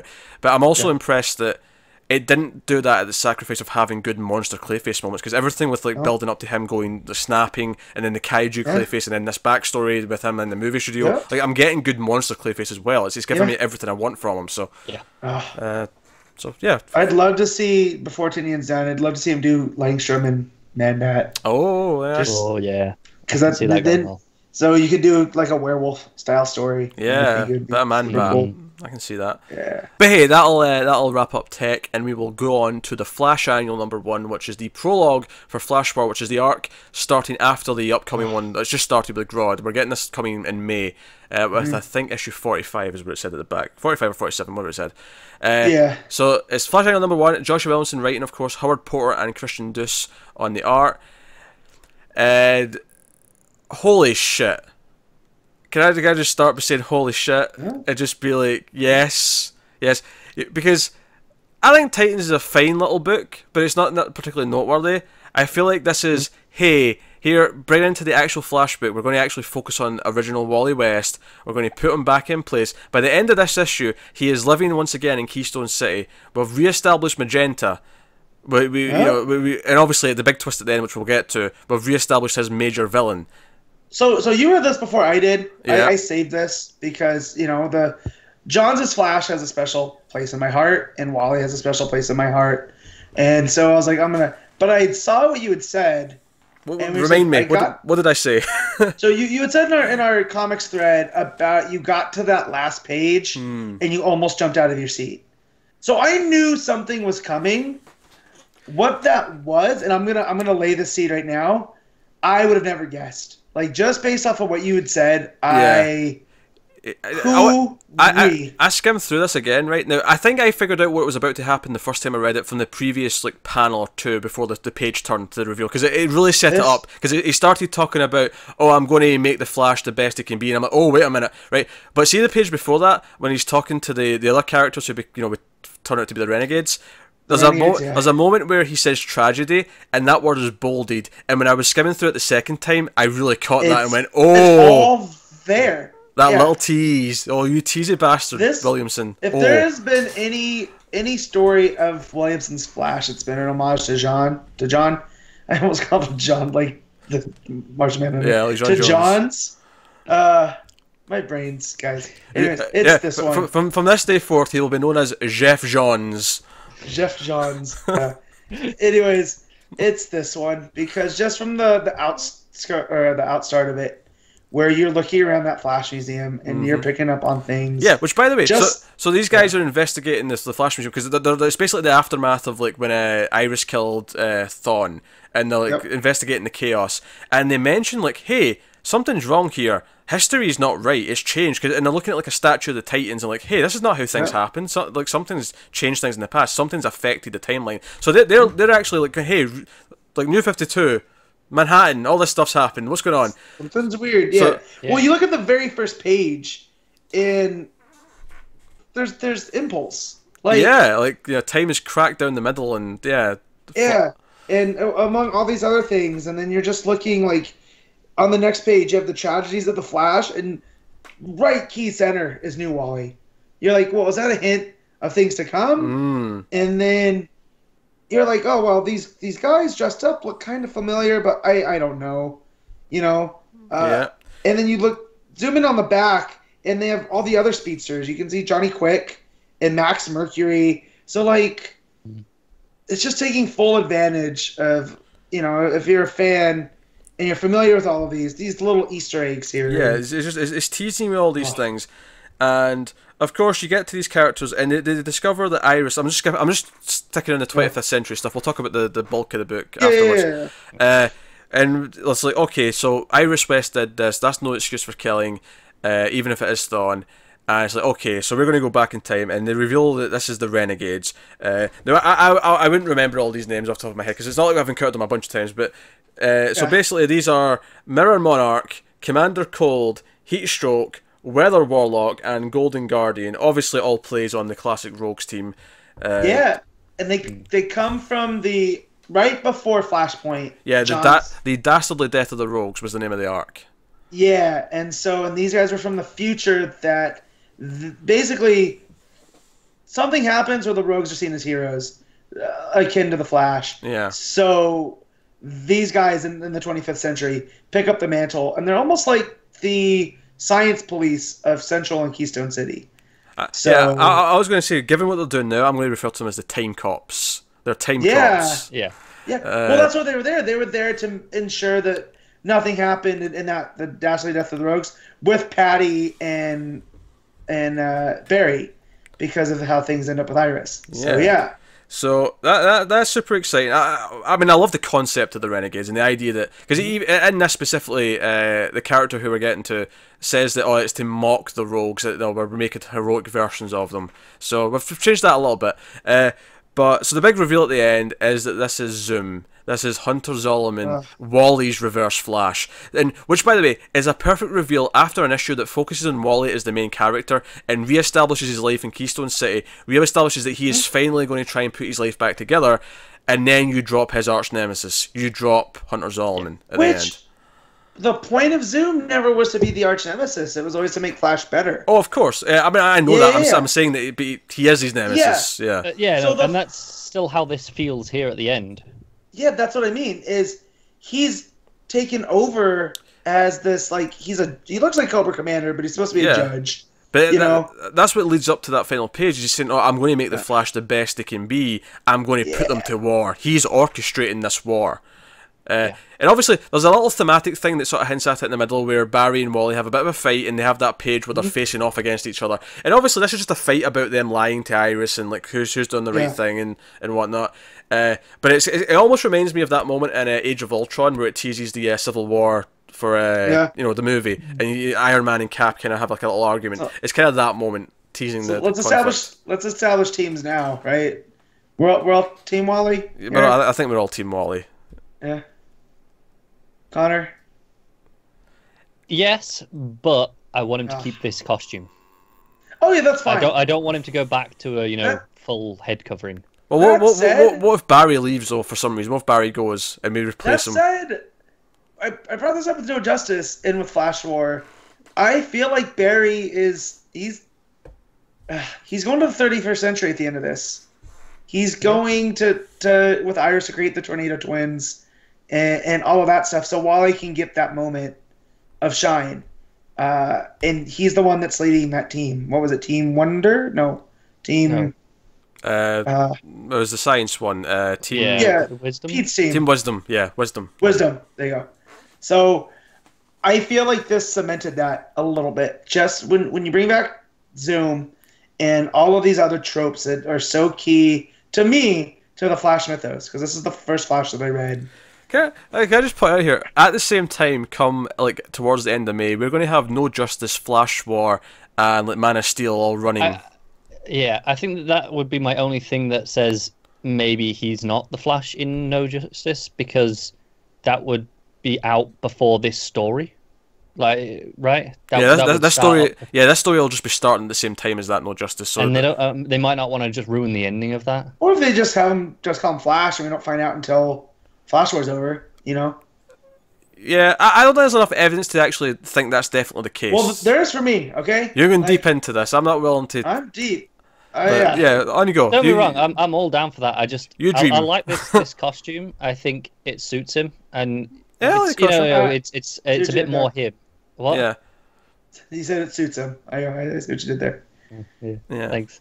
Yeah, I just think it's funny that for a second there we were picking teams, and it was almost like he wasn't going to pick the ginger for a second. I'm like, what? Like we were both picking the ginger, and he's like, oh no, I'm taking the blonde. Yeah, for as much as I love. My stipulation is I need the ginger on show. Oh, all right, okay. Don't want to hide the ginger, okay. Exactly. So the fight at the top at the start, and there's a fun, so it's both Wally's and Barry like teaming up, and then they're getting food, and then I love that Wally like casually just drops, oh yeah, ever since Iris killed Thawne, and then Wally's like, what? Yeah. And he's like, oh yeah, did you not mention you Wally to him? He's like, no, I thought you did. And they're like, what happened? Because basically Iris like shows up at the scene after they beat the top and wants to, oh, who's this new Wally with the red hair? Like, who are you? And he's not ready to tell her. And basically at the end of the book, it sounds like he's made the decision that he's going to try and tell her. Like, he wants to talk to Iris and explain what's going on. And all this, and like Barry like accusing him of like, hey, much like Superman kind of accused him of not really putting his life back together, much like the Titans did. He's like, hey, you need to like actually try and actually have a life again, not just be the Flash all the time. So he moves to Keystone City. He goes to speak to Magenta, who doesn't remember who she is. Frankie's just like a person here. She's just got a job. She's normal. Yeah. And then after a minute of talking to him, she remembers who she used to be, and then she like her evil persona takes over, and she goes nuts and starts fighting him. She's pissed. Yeah, she is pissed. Yeah, that's pretty good. Yeah, and then he calms her down, reminds her of the good times, and then she's like struggling to deal with all these memories, like the good memories, the bad memories. She was going to be a Titan, and she's a rogue, and all these things. So, that was all fun. It was all good stuff. It was all character building for Wally. And then, so when it got to the point towards the end when he's like, oh, he's got an apartment, he's in Keystone City, he's now living there. And this is the great thing about having both of them, is that Barry's always been Central City. Wally was typically Keystone. So you've got the twin cities, you've got two Flashes. It's kind of perfect thematically to have one be in each at the same time. It was never an accident why they did that. You know, it was for that reason. You know, and if we can get a time where they do coexist, that'd be super cool. That would be awesome. And even if they do get rid of, you're saying, oh, Barry's going to go off at the end of that stuff. We could have a Wally in each city. Yeah, we could. Here's my perfect scenario. I think is if the books are going single shipping, is we then have two Flash books. One's Barry, one's Wally. Each single shipping. I'm not mad. Yeah. Do they share new Wally? Like, do they joint custody? Yeah, I think so. No, Barry can have new Wally, and Wally can have, or old Wally can have Bart. That's fine. Oh, so you're just bringing characters back now to add into this? Oh, I don't think that they can't. Wait, they can't not do Bart after seeding him all through this. They don't do that stuff by accident. That wasn't sure. Gia Domenico going. Wait, it was Gia Domenico that did start, right? Who was on art? Oh, not in this book. That's true. No, it was Howard Porter and Duce. Yeah. That's right. You don't have Porter. Add all the stuff in there, and not pay off. I mean, it'll happen eventually, Matt. I have no doubt. But yeah. So. Yeah. But I do think two Flash books would be ideal. I'm just trying to think, what do you call the set? 'Cause obviously, Barry's will just be called The Flash. Wally's would be called... Fast Man Alive. I could see that, yeah. I mean, Speed Force is one that I've thrown about a lot before. Which, by the way, I loved the burn when he said to Barry, and if I really want to run away from you, you can't do anything about it. It's like, yeah, I'm the fastest man alive. I like that. That was a sick burn. That was good. I dig it. I love this. This was great. I was so happy with what they did with Wally. I was happy with what because I loved the Grodd plot. We just started that first issue of that Flash arc last week. I loved that Flash issue. I thought it was great, and then I think this is hinting at great things after. So I think Williamson's like really starting to like hitting some big stuff that I'm excited about. I think the run went through a little bit of a lull recently, in my opinion at least. But it looks like, oh no, we're back on top form, all cylinders firing, let's go. Oh, this is the best it's ever been. I think issue 700 and then this issue, the annual, I think they've both been two of the best issues he's done. It's definitely the best since the Godspeed stuff at the start. I think it's better than that even as well. But I mean, you know, that's bad. I'd have to think about it. Like, you know, I'm not saying they're not. But that was the highest point. Genuinely exciting. It is, yeah. And I have to say, I actually saw the ending on Reddit because someone put it on Reddit without a spoiler tag. The prick. Oh, what a dick! Yeah, that's a shit. Yeah. Move. So but it didn't ruin it. It didn't ruin the impact. It still lands when you read it, even when you know that going in. Now, I'm happy that I didn't know it because it was a nice big kind of like just. It was right before I turned the page. I got it, and then I seen it, and I was like, "Oh, you beautiful bastard, Williamson." Yeah, that would have been nice. Don't get me wrong. Yeah, but hey, but no, I'm genuinely excited, and I was thrilled reading this week. So do we call? So now Thawne is Reverse Flash. Like that's his de facto because now we have Zoom. Back. It depends how they go with it. I wonder. Like, here's my question. This is the first thing I thought of. Actually, I've not brought it up yet. Does Zoom, much like Thawne, does he remember the timelines? Does he know time has changed? See, I don't think so because his thing was never really Speed Force, so I don't know. No, that's fair. That's fair. Yeah. Yeah. I mean, if they do it, it's because he's not from the future. So what happened that he ended up there? Here's the question, right? Do you think because the memories of Zoom of Zolomon for Wally are so severe? You know, he tried to kill his unborn children, right? Yeah. That was a big thing. Well, he nearly succeeded too, if it not for Barry and the treadmill. Absolutely, yeah. It was basically timey-wimey Flash Speed Force nonsense that got us the kids in the end. But so. Do you think? Because obviously we know that Wally's like struggling with his memories. Like he's got like multiple timelines in his head, and they're not quite clear what's real and what's not. In fact, we even get a flashback to original New Teen Titans in this with Cyborg and Raven, like when he's talking about the past, and he's like, "I'm not sure if this is real, if this was just in my head." And like, oh, that's interesting. Like he's remembering like the original timeline, but like I'm wondering, does fighting with Zolomon, does that trigger like strong memories? Yeah, like does that like make him remember like those really harsh elements of his past? I wonder. Yeah, I could see it. Yeah, it could do. Yeah, I could see it. And do we get back to like dealing with London and stuff? And even if it is like one double shipping flashback, if Williamson's going to alternate between focusing on Wally and Barry, that'd be like, great. Like give Wally this stage. It's fantastic. Yeah. So it's exciting. So that is the Flash Annual #1. That'll take us on to Deathstroke Annual #1. Christopher Priest writing, Dennis Cowan on the art. And again, this is essentially the finale to Defiance. This is what breaks up the team. And by the way, this gets dark as shit at one point, which I like because basically they teased this scene with Kid Flash coming back to like the base. And there's like the sort of thing where he comes in the room and then you don't see what he sees, and I'm like, this feels like he's about to find Power Girl committed suicide. Surely that's not where this is going. And obviously, there's the epilogue which kind of goes, no, it's not actually that. Don't worry. But the issue plays like she committed suicide for a bit. Yeah, it does. It leaves it on that for a while, and it left it just long enough that I thought, wait, they've actually done this. And I was like, man, have you ever had like a superhero commit suicide? Like, and obviously Mr. Miracle gave it a good try, but like it'd be a really dark thing to do if they were going to go through with it. That said, were you shocked when you turned the page early on and you got a classic Power Girl like in your face? Yes. So look, I knew we were getting John Jones back. Like, cool. Not even a hint that we were gonna get Karen Power Girl. Yeah. At all. And then we get to. It makes sense to me because I don't know if you. I don't think either of you read the stuff with this new Power Girl. You know, her origin, right? Nope, not at all. No, that was in the World's Finest book where we had this Power Girl there. So it was really heavily tied into that. So it wasn't. Which that makes sense, but it's not like Priest had gone out of his way to. You know, we hear how she was her mentor and she left everything to her. But, you know, not like, oh, hey, she's going to make her return in the pages of Deathstroke. Like, there's none of that hinted at. No, that wasn't there, no.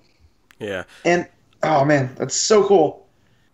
No, it's cool, and she's trapped in the void with her at the end. Because basically, what she did is she like made her machine to like try and like get her back, but because Wally thought she was dead and disconnected her, she's now trapped in the void. She's stuck with her OG Power Girl. So, there you go. Yeah, that's where we end that on.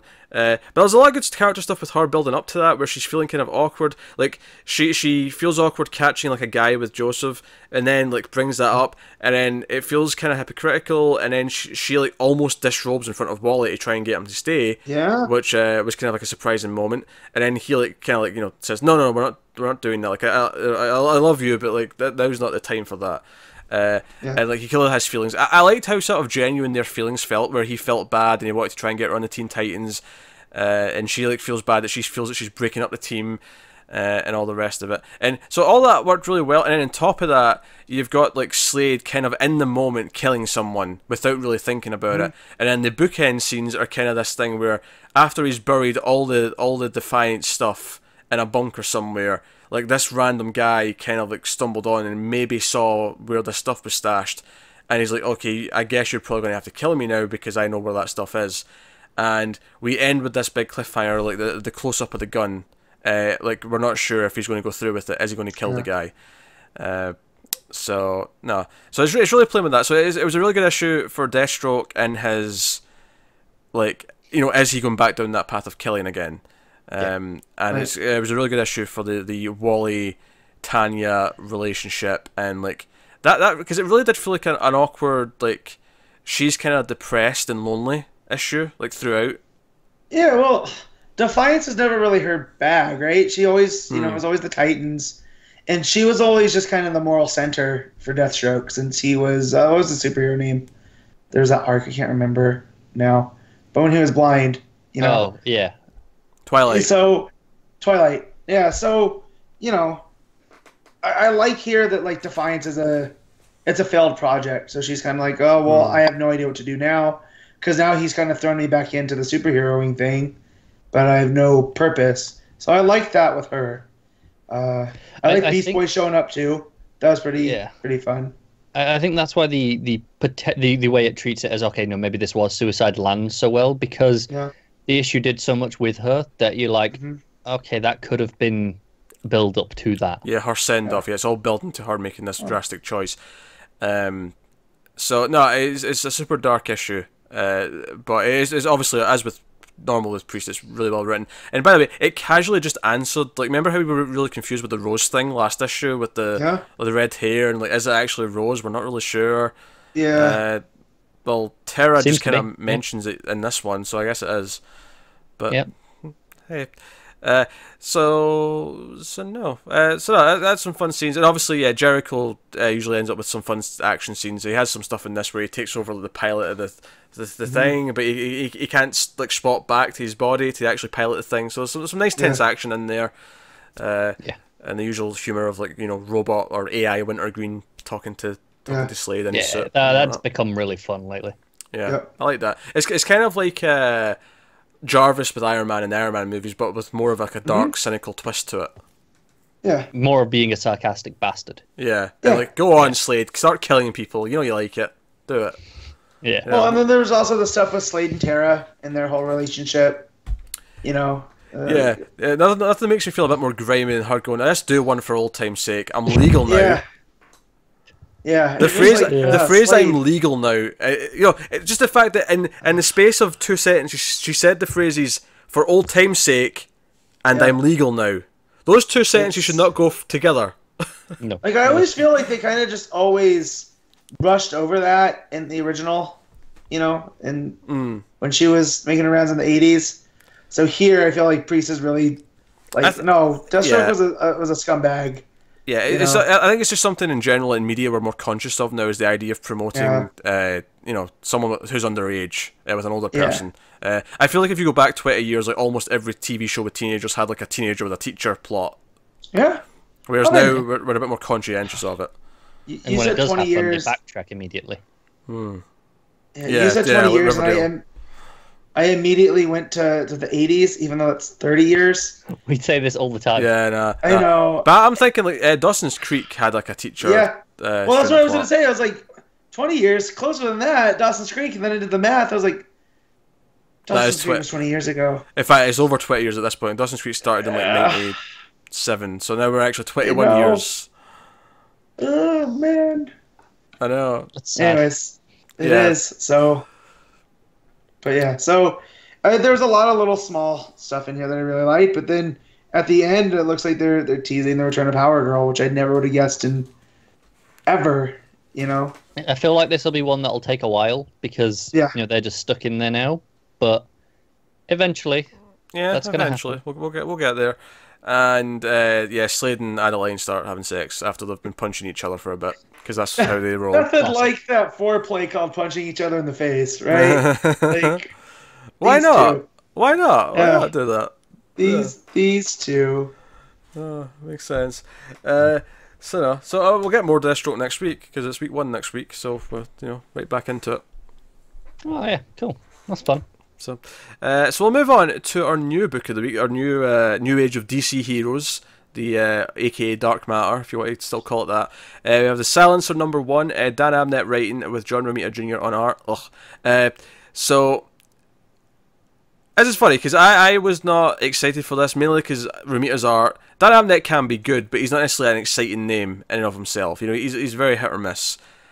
And this is essentially an assassin character, the Silencer, who used to be like an operative, but now is she's given it up. She's got a kid, she's got a husband, she's settled down for the typical suburban lifestyle.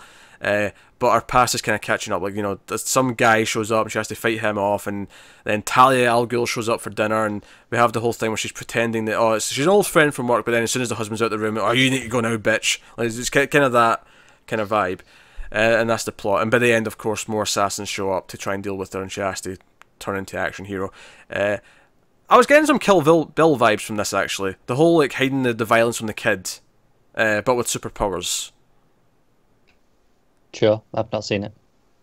Oh, God damn it, Connor. I'm never going to at this point, but Yeah, it isn't like Tarantino, Matt. You have to accept this. He's awful. Matt, what did you think of the Silencer? Yeah, so I didn't finish it. What? I got about a third of the way through, and it's just like, I can't. I don't care. The art is driving me nuts. And there's that action sequence where she's just explaining everything, and I'm just like, this is a little much to take in. So I do like her power. So, yeah. I think her power's kind of cool.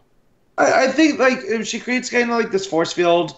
It's a silence bubble where there's no noise in the bubble. Yeah. The zone. Yeah, the zone. Yeah. So she's fighting in this bubble behind her, like her car, where her kid's in there just drawing stuff. Mm-hmm. She stabs a guy in the neck with a handful of pencils, which I also thought was kind of cool. I didn't hate it. I was surprised with how I kind of like the premise. I kind of loved it, honestly. Yeah. I thought this went above and beyond what I was expecting. Yeah, I like the plot. I don't like the art.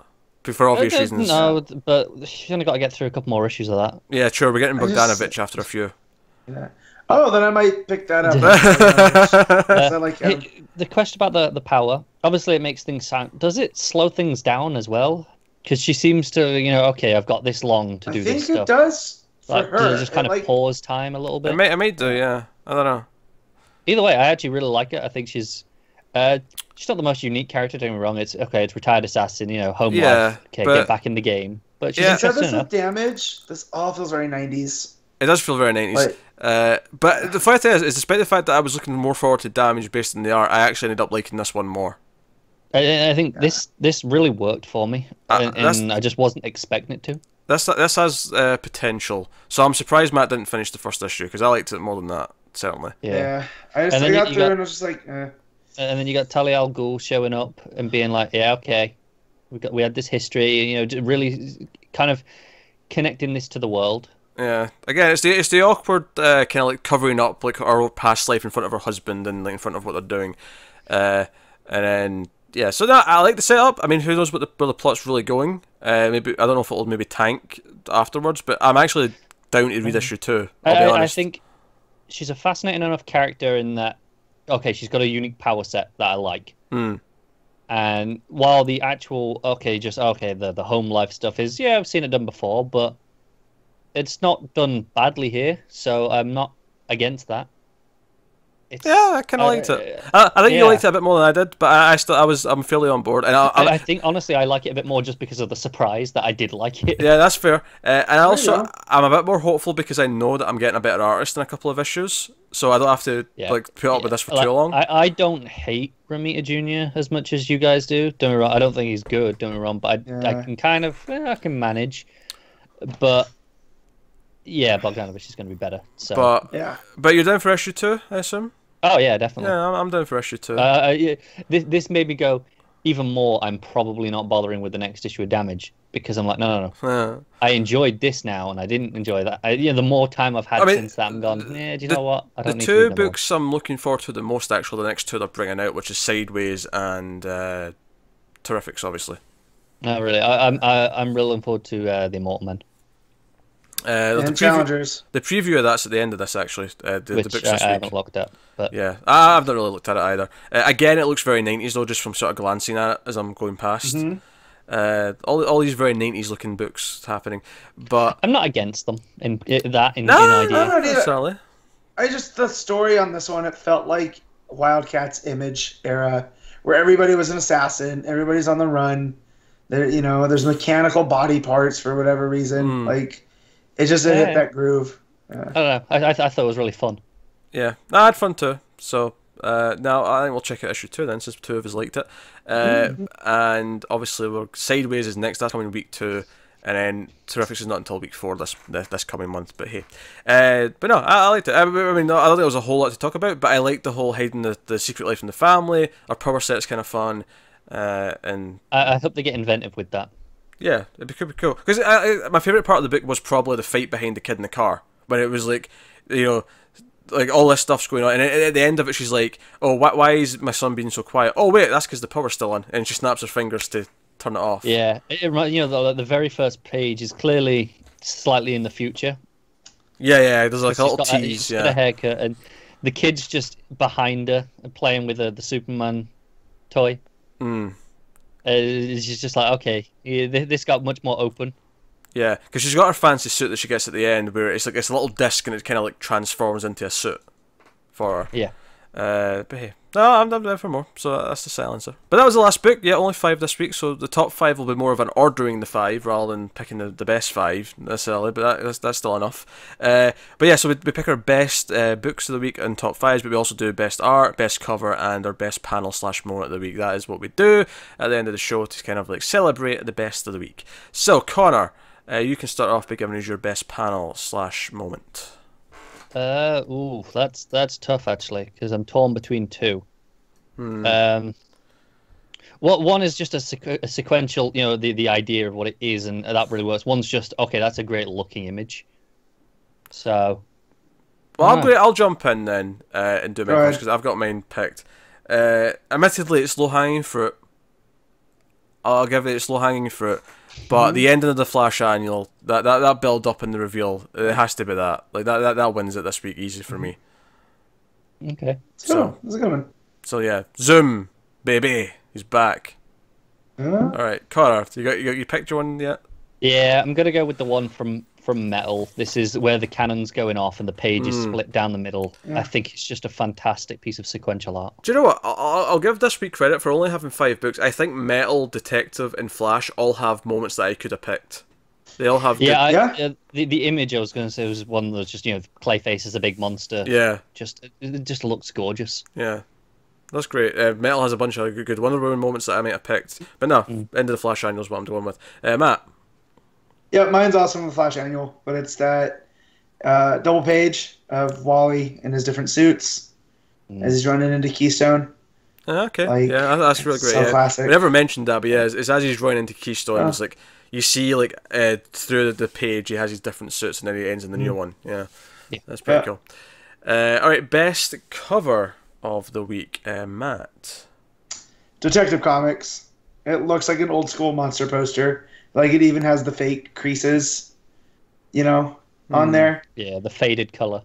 Yeah, the faded color and the yellow and the purple, or is it blue? I can't quite tell, but it goes really well. Sticks out. No, that's fair. I think I have to go with Flash Annual. It's Wally holding his 2 other suits, being his original Kid Flash suit and he's like proper the Flash suit. and he's looking at them. It's just a really nice image. It sets up what's the dilemma in his head. It's there on the page. It's a nice cover, nice image. It's funny. I actually like all the covers this week. It helps except maybe the silencer, but because it's Romita Jr. But it helps when there's only 5 books. It's easier to be consistent with those 5. It is, but I'm going to go with Deathstroke. I really like the black and white, the symmetry and the mirroring. I think it looks fantastic as as an image. All right, best art of the week. I'll jump in first with this one. I think I still have to go with Metal with Capullo, even though I do really like the Flash art, but and the Detective Comics art, but it's the obvious pick, and there's a lot of big moments in this one. A lot of big, like you say, that page with the cannon firing, Wonder Woman with the mace and all that stuff. Obviously Martian Manhunter, especially when Martian Manhunter's the Beast. He's sort of like a beast at one point when he's fighting, and he transforms back in. And there's a panel where he's mid transformation, and it just looks really cool. So Metal overall, Capullo takes it. Matt. Yeah. Also, for all the same reasons you said, it's Metal, Capullo. Yep. Cool. I'm jumping on that train. All right, Capullo all the way. Choo-choo. All right, well, Connor's going first then with the top 5, or the ordered 5 books of the week. Yeah, it's actually kind of tough because I found them quite consistent. I think I'm going to put Metal first, then Deathstroke, then Flash, Detective, Silencer. All right, Matt. So mine's the Flash annual, then Metal, then Tech, then Deathstroke, and then the third of the Silencer I read. True, yes. My number 1 is the Flash annual, so Connor picked the wrong one. I liked it a lot, don't get me wrong, it's very good, but Metal did a lot more for me. Nah, Flash annual, then Metal, then Detective, then Deathstroke, and then Silencer in last place. But I still like Silencer. It's maybe the first time me and Pete actually lined up. Yeah. All the way. Was that all the way? I didn't even realise. Yeah, it was. Yeah, it was all the way. Oh well, there you go. That's fun. That wraps up our favourites of the week, which leaves me to tell you what's coming next week, in the week 1 of February. What do we have? We have Batman number 40, Superman number 40, Justice League number 38, Green Lanterns 40, Green Arrow number 37, Nightwing 38, Deathstroke 28. We have Batman White Knight number 5. We have the delayed Young Monsters in Love number 1, which was meant to be this week, but due to a print error is next week, which is annoying to get in like a 80-page book or whatever it is next week. But it also looks really good, so I feel like we'll probably all be making the effort to at least try it, if not finish it. I'll thumb through it. Was that delayed? That was the Swamp Thing Winter Special, wasn't it? That was delayed. Yeah. Oh, sorry, Swamp Thing Winter Special. Yeah, I'm confusing the two. Young Monsters of Love is next week. That is next week. We also have the Swamp Thing Winter Special, which was delayed. So we've got the 2 long books to do next week. I don't understand. They should have pushed Young Monsters an extra week because then they could have had it come out on Valentine's Day. Yeah, yeah, exactly. I don't know why they didn't. It just seems stupid. It's really silly. Yeah, so we have that. Yeah, that's. Do you know what it is? It's because Swamp Thing's on the cover, right, of Young Monsters in Love. He is. Yeah. Yeah, that's why I'm confusing them, because he's on both covers. I know I'm not being crazy. No. But so yeah, we got both of those. So that's the thing. That really bulks out next week. 2 big 80 pages. It does. Are they both 80? I thought so. No, but maybe Young I'm Monsters wrong. in Love is larger. Larger? It's $2 more. Yeah. You're right. No, that's $10, and Swamp Thing is $8. So I'm just gonna put it out there. I probably won't be getting to Young Monsters in Love. I mean, I don't know how you guys feel about this, but I'm inclined. I'm down for saving it for the following week, where things are a bit lighter, and then we can do it as the actual Valentine's. For Young Monsters in Law, yeah, we could do that. Yeah. Sure, I'm not here for that, so you guys do what you want. Oh, that's just true. Yeah, Matt's off that week. Sorry, Matt.